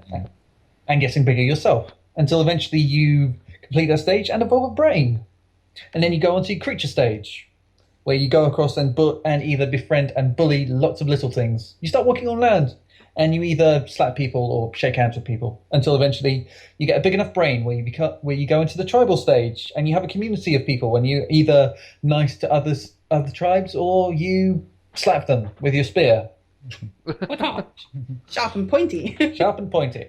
And then you don't actually get smarter than that. You just reach a stage where someone just turned around and said, you know what? I do not like living in a hut anymore. Let's build a city hall. And then you go on to your civilization stage, where there's lots of other cities of people exactly like you, but you've got to acquire their cities.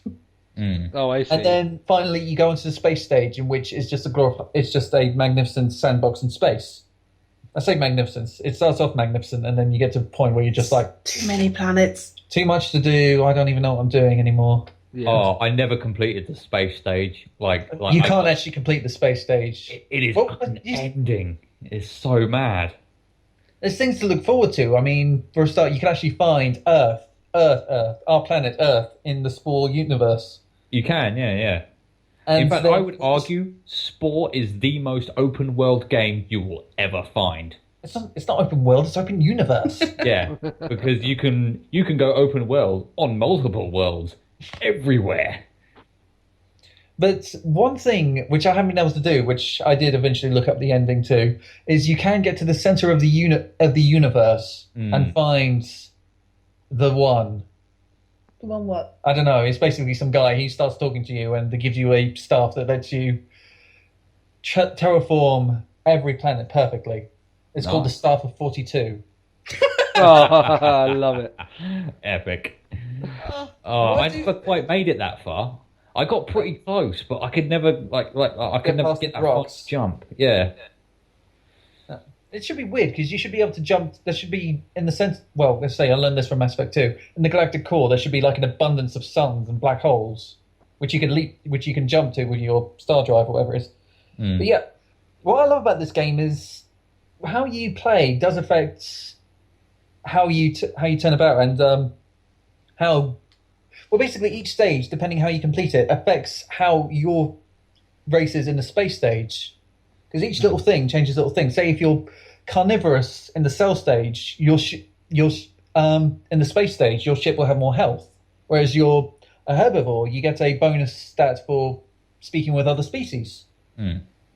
And lots of other little stuff like that. And that's across your 5 stages. Lots of little things can affect You play it. the long game, and you have to do a lot of forward thinking. Unless, Yeah. of course, you just want to play it. Because Which I do. I just say, I want to eat everything. So say when you're a cell, you get either a pair of jaws or these little tentacles that help you eat plants, or a proboscis if eventually you get there. If you're an omnivore, you become an omnivore, and you only get the omnivore mouth parts in the creature stage.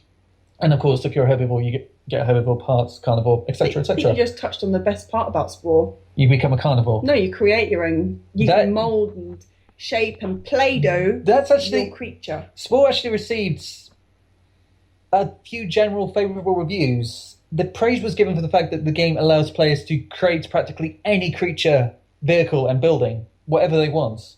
And they've actually got Sporepedia, which you can go on and find practically everything. When Haley started playing, I managed to go into Sporepedia and download a lot of things. Eventually, she came across the Taurians. Really? Yeah, really. I found someone who's made the Taurians. And they were peace-loving people that were a bit cowardly. I was like, that's not right. And I haven't even played Mass Effect. After she got there, I started playing, and I found the S.T.A.L.K.E.R. They were more warmongers. Nice. Oh dear. I will say now, the best thing about this game is finding other people's creations. Because some people make some, I'm not even, no word of exaggeration here, the most amazing things they can make. space cows and space ducks for these spacefaring civilizations, which we just found hilarious. The majestic space duck.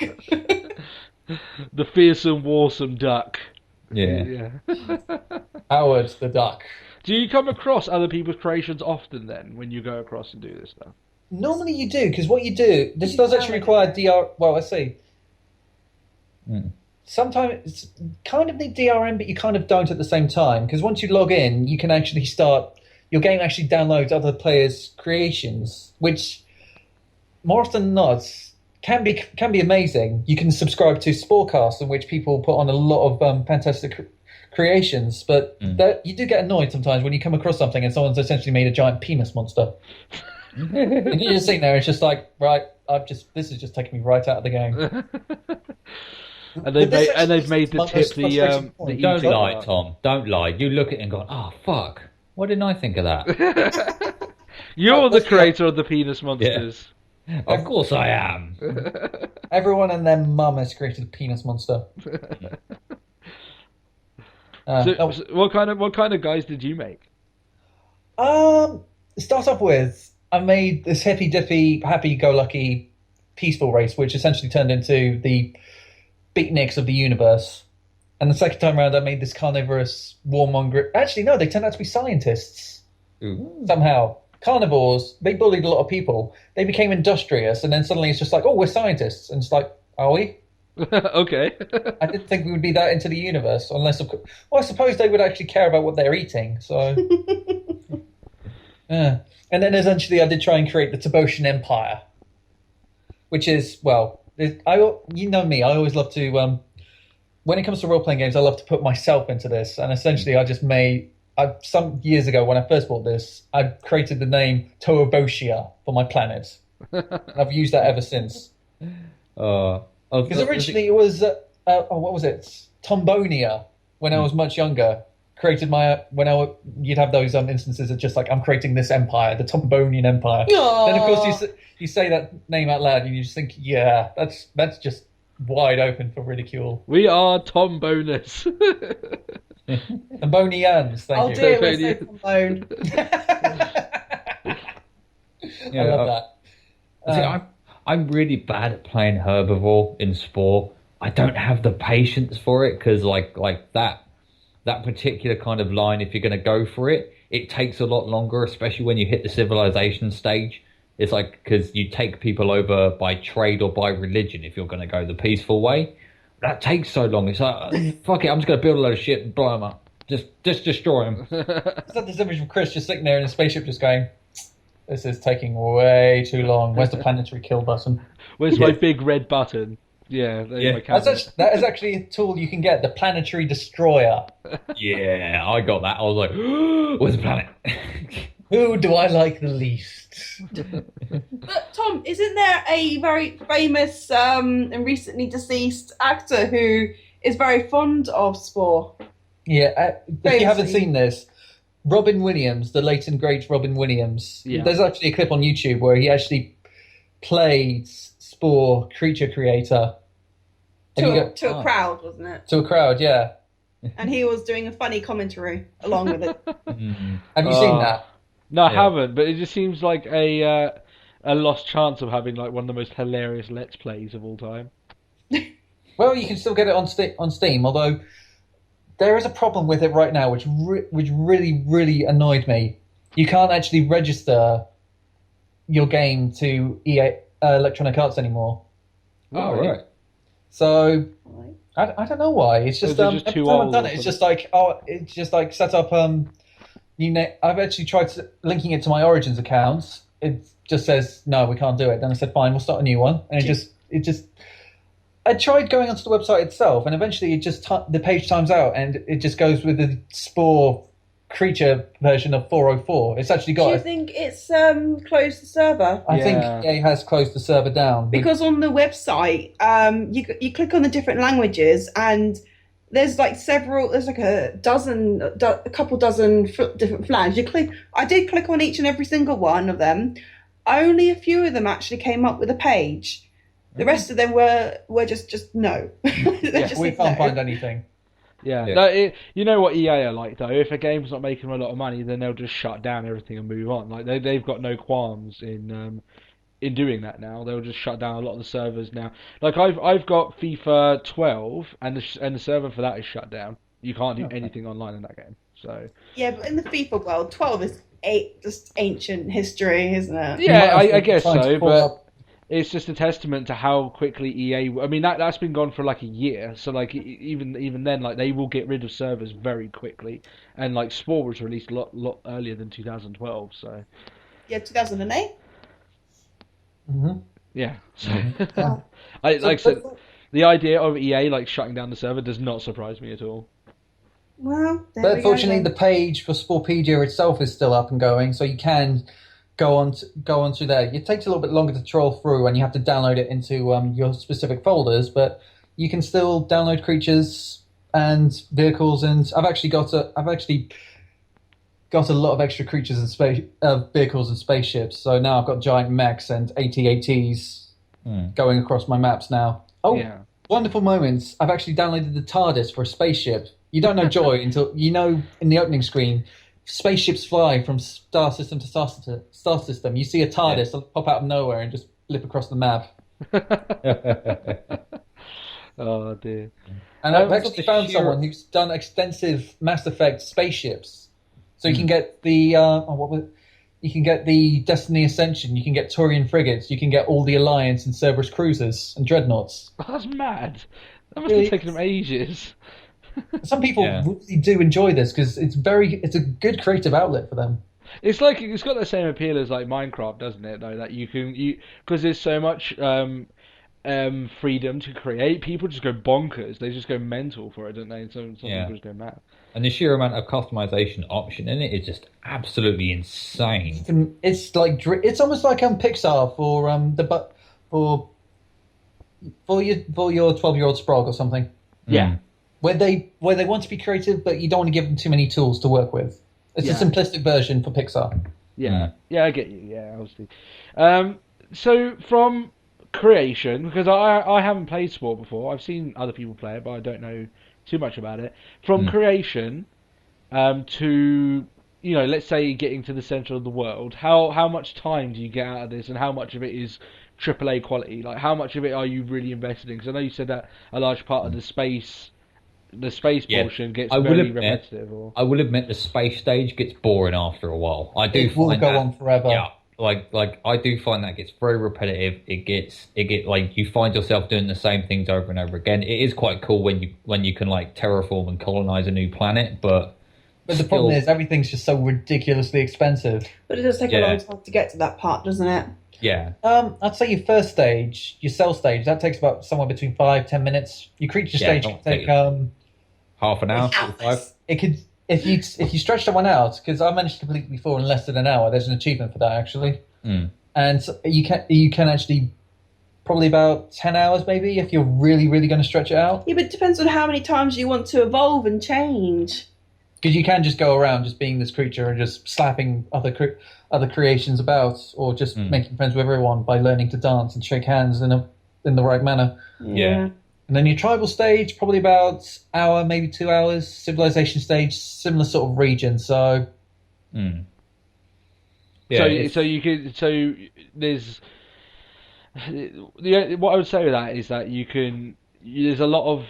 It seems to me, just from that explanation, that there's a lot of stuff that happens in like the first 5 hours of the game, but then after that, it gets very formulaic. Would probably be the best word. Spore has been criticised for its gameplay, which has been seen as shallow by many reviewers. I mean, someone's been quoted as saying individual gameplay elements are extremely simple and simplistic. But it's multiple games put together. Yeah. Then again, I'd argue but then I'd argue that's kind of the point. It's not like it's not meant to be a deep, involved game. It is a god simulator. It is like it's about unleashing your creativity. Like with this game, you can create whatever the hell you like. You can make it whatever shape, color. You can give it a bajillion spikes, or you can give it fins. You can give it 25 legs if you really felt like it. Was that a Spore chirrup I heard in the background? No, there wasn't. Oh right, I thought I heard a Spore chirrup. I was like, wait a minute, I know that sound. I played way too much of it, but But yeah, it like I don't think it's a game that would really benefit from a deep storyline anyway. There'd be too much going on. Well, it's not so much a steep storyline. You don't need a storyline for where you're creating your own species, but adding something else to the gameplay, making it a bit more in depth, will probably benefit it. Well, Yeah, but how? Why though? There's no point. There's no point in. The point of Spore is to evolve and to better yourselves, and that is the core of the gameplay itself. To just that's the only game, and I think the only goal. And I think that anything more than that would just complicate it unnecessarily. Mm. Like I get like it's more like in terms of story, like the whole story of it is how the evolution of like of your organism and stuff. Because you can actually look at the timeline and see how your creatures evolved from that simple little one-cell organism to the dominant spacefaring race of the galaxy. Yeah, but this is a casual. This game has actually been. I wouldn't say focused on the casual market, but I get the impression it was facing that direction. You know? Yes. Well, yeah. Well, I mean, it is quite a casual game. It is something you can pick up and put down. Like, kind of, I wouldn't say like it requires a deep amount of concentration, but sometimes it does. It like I don't know, when you're creating something with something definite in mind, that will take some time. Yeah. The amount of times I've sat there making my city hall and just thinking, no, I've just essentially recreated the Empire State Building. That's boring. I have spent so many hours in the fucking builder creator, like an entertainment center. What the fuck can I build? How big can I make it? How tall can I make it? Just like, what can I do with all these bits and pieces? I go fucking mental. Chris, don't lie. You just make penis buildings all the time, don't you? No, that's my town hall. I dread to think what your entertainment building is then. Balls. No. You know exactly what it is. What is the entertainment center for men? Oh dear. I created a vagina entertainment building. See, you should have just kept little pink for the penis people. Seeing little penis people walk into the vagina entertainment hall was fucking awesome. I was like, that's glorious. I will say now that is the prime entertainment factor. It's just when you have those quirky little moments. I mean, I downloaded a giant black widow. I don't know why, just for giggles. During the creature and tribal and even civilization stage, you get epic creatures in which your game will pick one creature and it makes it giant size. You don't know terror until you see this giant 8-legged monstrosity outside your village, and you've just got people throwing spears at it. I got killed by a giant Leafeon. Nice. Oh, yeah, I've downloaded a ridiculous amount of Pokemon. You can get abducted in the creature stage, in the tribal stages. You get UFOs come along, don't you? And they'll abduct people next to you. That's really weird when that happens. You'll be just like strutting along trying to find something, and just like, so what the fuck is that? Run away! Haley just sits there every time and just screams up at them. That was my mate. Yeah. I was going to befriend that prick. Well, sometimes they do abduct like creatures from your own tribe, and they can abduct people in your little squad that you get in the creature stage. Yeah, I know. You can It's so frustrating. Yeah, it's like, oh, for fuck's sake, we'll go all the way back to the nest now. Jesus. It's one of those moments when you manage to befriend a legendary creature. You know, you get the one with rogue creature. Thank you, Haley. That are extra strong and they're extra high levels. And so you work hard and you spend ages charming them and winning them over. Suddenly, a spaceship comes up and just like, ooh, that's cool. I'll have that. Snip. That was my fucking friend. You assholes. Well, I can actually beat your scary moment, Tom. Try running away from like an 80-foot tall giant penis creature. That is scary as hell. For all of the creatures that I created and that were available at the time, because like all the servers were still up when I was playing it, because it was shortly after it was released, so there were shit tons of creatures on it. For all the creatures for the game to supersize for that mode, it had to be the gigantic penis. It's just like, oh my god! I tell you what, though, it is fitting when you actually see a giant epic creature is a dragon, because I've got a load of dragons as well. And when you just see this when you see this giant Chinese dragon, you're just like, today's a good day. Did you miss the opportunity to go Godzilla? No, that's for you to do. Godzilla. Hey Chris, do you think you'd pick up Spore again and try and create some of the creatures from, say, Stalker? Stalker, yeah. S.T.A.L.K.E.R. Someone's done that. Someone has made a Snork in Spore. Really? Freaks me out. Yeah, I've seen pictures of it. It's on Google. Type in like Stalker Shadow Chernobyl. It'll be in like the Google Images bit. And yeah, I took one look at it and went, nope, no, no, no, no. 'Cause they got the mask right and everything. They managed to find like one of the many, many, many, many, many skin tones to actually fit it, and it looked really, really cool. I was like, YouTube here. that's awesome. Yeah, but yeah, I just. Yeah, well, that's actually not a bad idea. I think I might pick up Spore again. I did have it, but I fucking lost it. I got no idea where it went because I've got. Hey, you can get on Steam.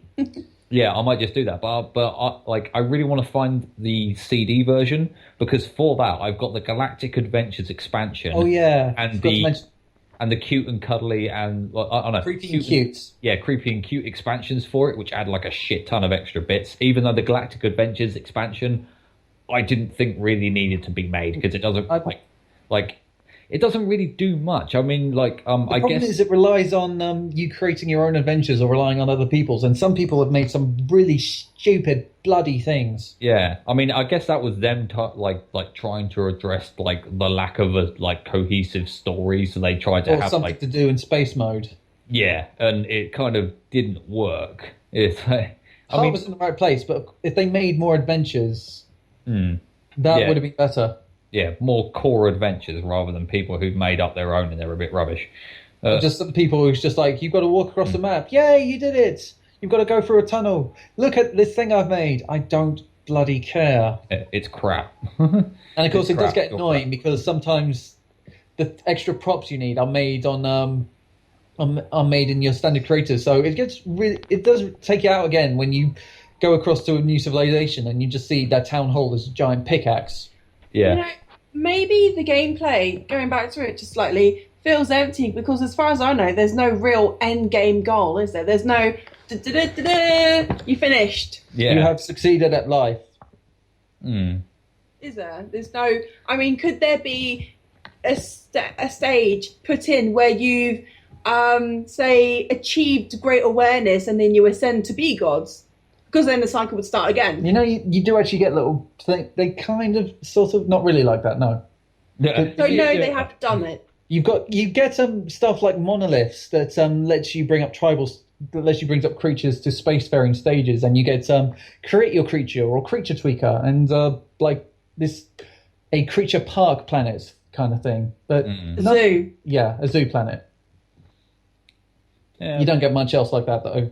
Kind of, I think they were aiming something similar, but they just couldn't bring it into a separate stage. If they got it to, you've reached self-awareness, you have evolved majesty you kind of thing. You have ascended, then that would be the end of the game, and then you'd go back to the main screen, roll credits, main screen, start again, because it's a cycle. Yeah, but the whole point of that game is that, you know, this is an evolutionary form of life. It's how far can you take it? You know, this is like you know, it's meant to symbolize that you know, evolution is never ending, and you know, you can go anywhere. How far will you take your species? You know, what will your species accomplish? But there's kind of having an endpoint defeats the object of that, really, because it's like, oh no, you've just got to get to that point and then you're done. So, well, okay, is that going to be the end result for all races? Have we just got to survive up until a certain point and then we're all done with it? We'll start again. Well, it's. I would argue, that you are right, but it's also a cycle, so it's still never ending. What I'm suggesting is a cycle. However, I can see your point, but at the same time, I would then argue that by not having no stage beyond the spacefaring stage, that you're not actually evolving anyway. You're just continuing. You're just doing the same. But to be honest, stagnate. that's an absolute fucking nightmare. Oh, how do we code an ascended stage? Oh shit! I get the impression they wanted they wanted to put more in. I mean, there was supposed to be a stage between cell stage and creature stage, in which it's your underwater creature stage. You start off in a 3D environment where you're swimming around and eating food and. Yeah, I was wondering about that. I mean, they might have just run out of funding because it does seem fairly sudden. You go from like a single cell organism straight up to a land-faring creature with legs. Yeah. I think they were having trouble encoding that because I think they're having trouble with a 3D or 4D, a 3D environment as opposed to a 2D environment where you just walk on a flat plane. You got to swim up, you got to swim down, you got to swim every which way. Yeah, that makes sense. Yeah. And it is understandable. I mean, it's still quite a complex game. I mean, just to code all of like the customization options, because you can customize like not only what you put on them, but how big those things are that you put on them. Then they'd have to program in the physics for that as well, for that specific creature set.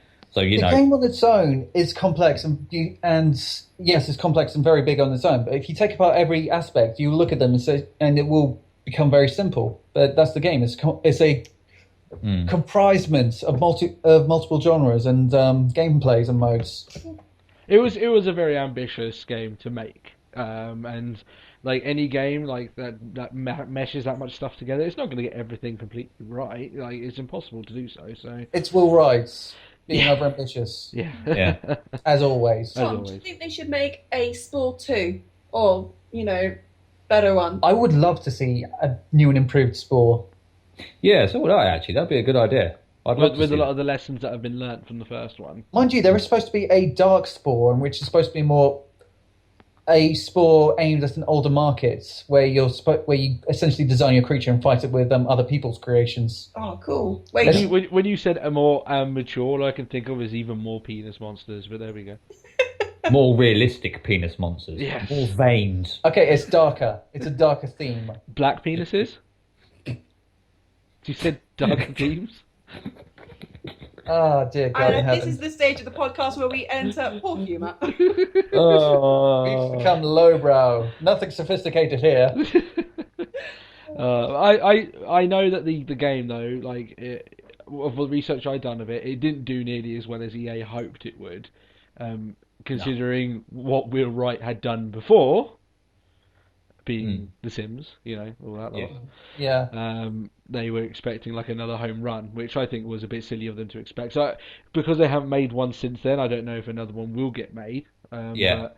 Can't put all your eggs in one basket. Well, sooner or later, I imagine the games industry will hit what the movie industry has hit, and a failure to create something new. So what they may do is look into well, mind you, they are rebooting old series. So sooner or later, some other games might get rebooted. Well, Who knows? 80% of all movies are actually adaptations of either stage plays or books or games. Yeah. So, wait, hang on. You said that they were thinking about doing a darker Spore. No, they've done. They've done a darker Spore, where you basically evolve up your creature and then battle them against other creatures. I don't know if they Do actually. you mean Pokemon? Oh, No. just hear that It's like- deadpan where everyone's just like. So if only you just saw me and Haley, it was just Haley's got this goofy face on, and it's just like and I'm just staring at her, just like, why the hell am I even with you right now? You disgust me. All right, then. I don't know if I've seen and heard snippets and tidbits from it, but I haven't actually. To be fair, I haven't actually looked too hard for it, so I don't know if it was being created, if it has been created, if it actually exists now and it's being forgotten now. I don't know. Maybe it's just something that's like just been talked about and no one's really ever had a solid thing for it, I guess. I mean, it'd be nice if it happened. C7 reboot. Yeah. I went there. Let's not open that Half-Life can 3. of worms. Yeah. Half-Life 3 mentioned. Final Fantasy VII doesn't really bother me all that much because I was never really into Final Fantasy, but there we go. So with Never Spore, really interested me. with Spore, would you give it your paw of approval? I'm of half a mind, because half of me is just like I want to give the paw of approval because it's something you need to experience, and It's different. and the other half is just saying, well, you're going to have the experience. You may go back to it. Well, you may go back to it. Half a paw. A tentative paw. Tom, did you have fun playing it? Okay, yes. So I'll give my paw Then of it's a approval. paw of approval. You had fun playing it, it's a paw of approval. It doesn't matter, like, if it's one of those games you play for a little bit and then put back down. The point is, you're going back to it. Well, Yeah. I did. So yeah. I get. But I guess the reason why you're a bit hesitant is because you can understand maybe reasons why people wouldn't like it. So that's why you're Yeah. I can understand that. Okay, so we've been here for about 2 hours chatting about video games. I think that's a good time to wrap things up here. And other things like trolls and Oh, yeah, bits and trolls pieces. and organ trails and Will dying lots of times. Yeah. So Point of interest, Will died in the making of this podcast. yes, such a shame. Such a shame. Oh well. All I can think of is he's going to become like the Kenny of our podcast. Yeah. Oh, well. Oh dear, Will. Oh my God! William. They killed Will! You bastard! Killed Will again. Oh, we need to get Will on the podcast now, just Yeah. for that. That's it. So we can kill him. Yeah, that's it. He's trying to go, Will, are you okay? You know, all sharp objects away from you. Oh, All Will, right. we got you this card. Paper cut, watch that wall! Oh, God. Oh. Why is there so much blood? He sneezed and he exploded. We should have to kill him every episode. That's the way it'll have to go now. Yeah. In a new, refreshing way. So yeah, that's what we're doing to bring new life and freshness into the podcast by taking life away. That'll be our new ending. Yeah. So just to explain what we're going to do next week. Next week is the big Guild Wars 2 special. That's going to be an interesting episode to do. As people may know, I am a massive Guild Wars 2 fan, and I've played I'd that be game. willing to put down money and say might be one of the biggest Yeah. Guild Wars Yeah, 2 players yeah. ever. Over 2,000 hours in that game. We're closer to 2,500 hours now in that. Gentlemen, we are dealing with a man who has absolutely no life. Yeah. So that would be an interesting episode this time. Just to go over what we covered here, we covered Organ Trail. I was about to say Oregon Trail. Organ Trail, Stalker, and at the end there we talked extensively about Spore. So as I said, next time you can catch us with Guild Wars 2. However, though, if you guys did enjoy the podcast, then subscribe to the channel. We're going to be back now every single week on the Monday. And, on the Tuesday. We record this on the Monday. If you did enjoy the episode, then support us, share us all over social media. And until then, we'll catch you next time. Okay, bye guys. Bye-bye.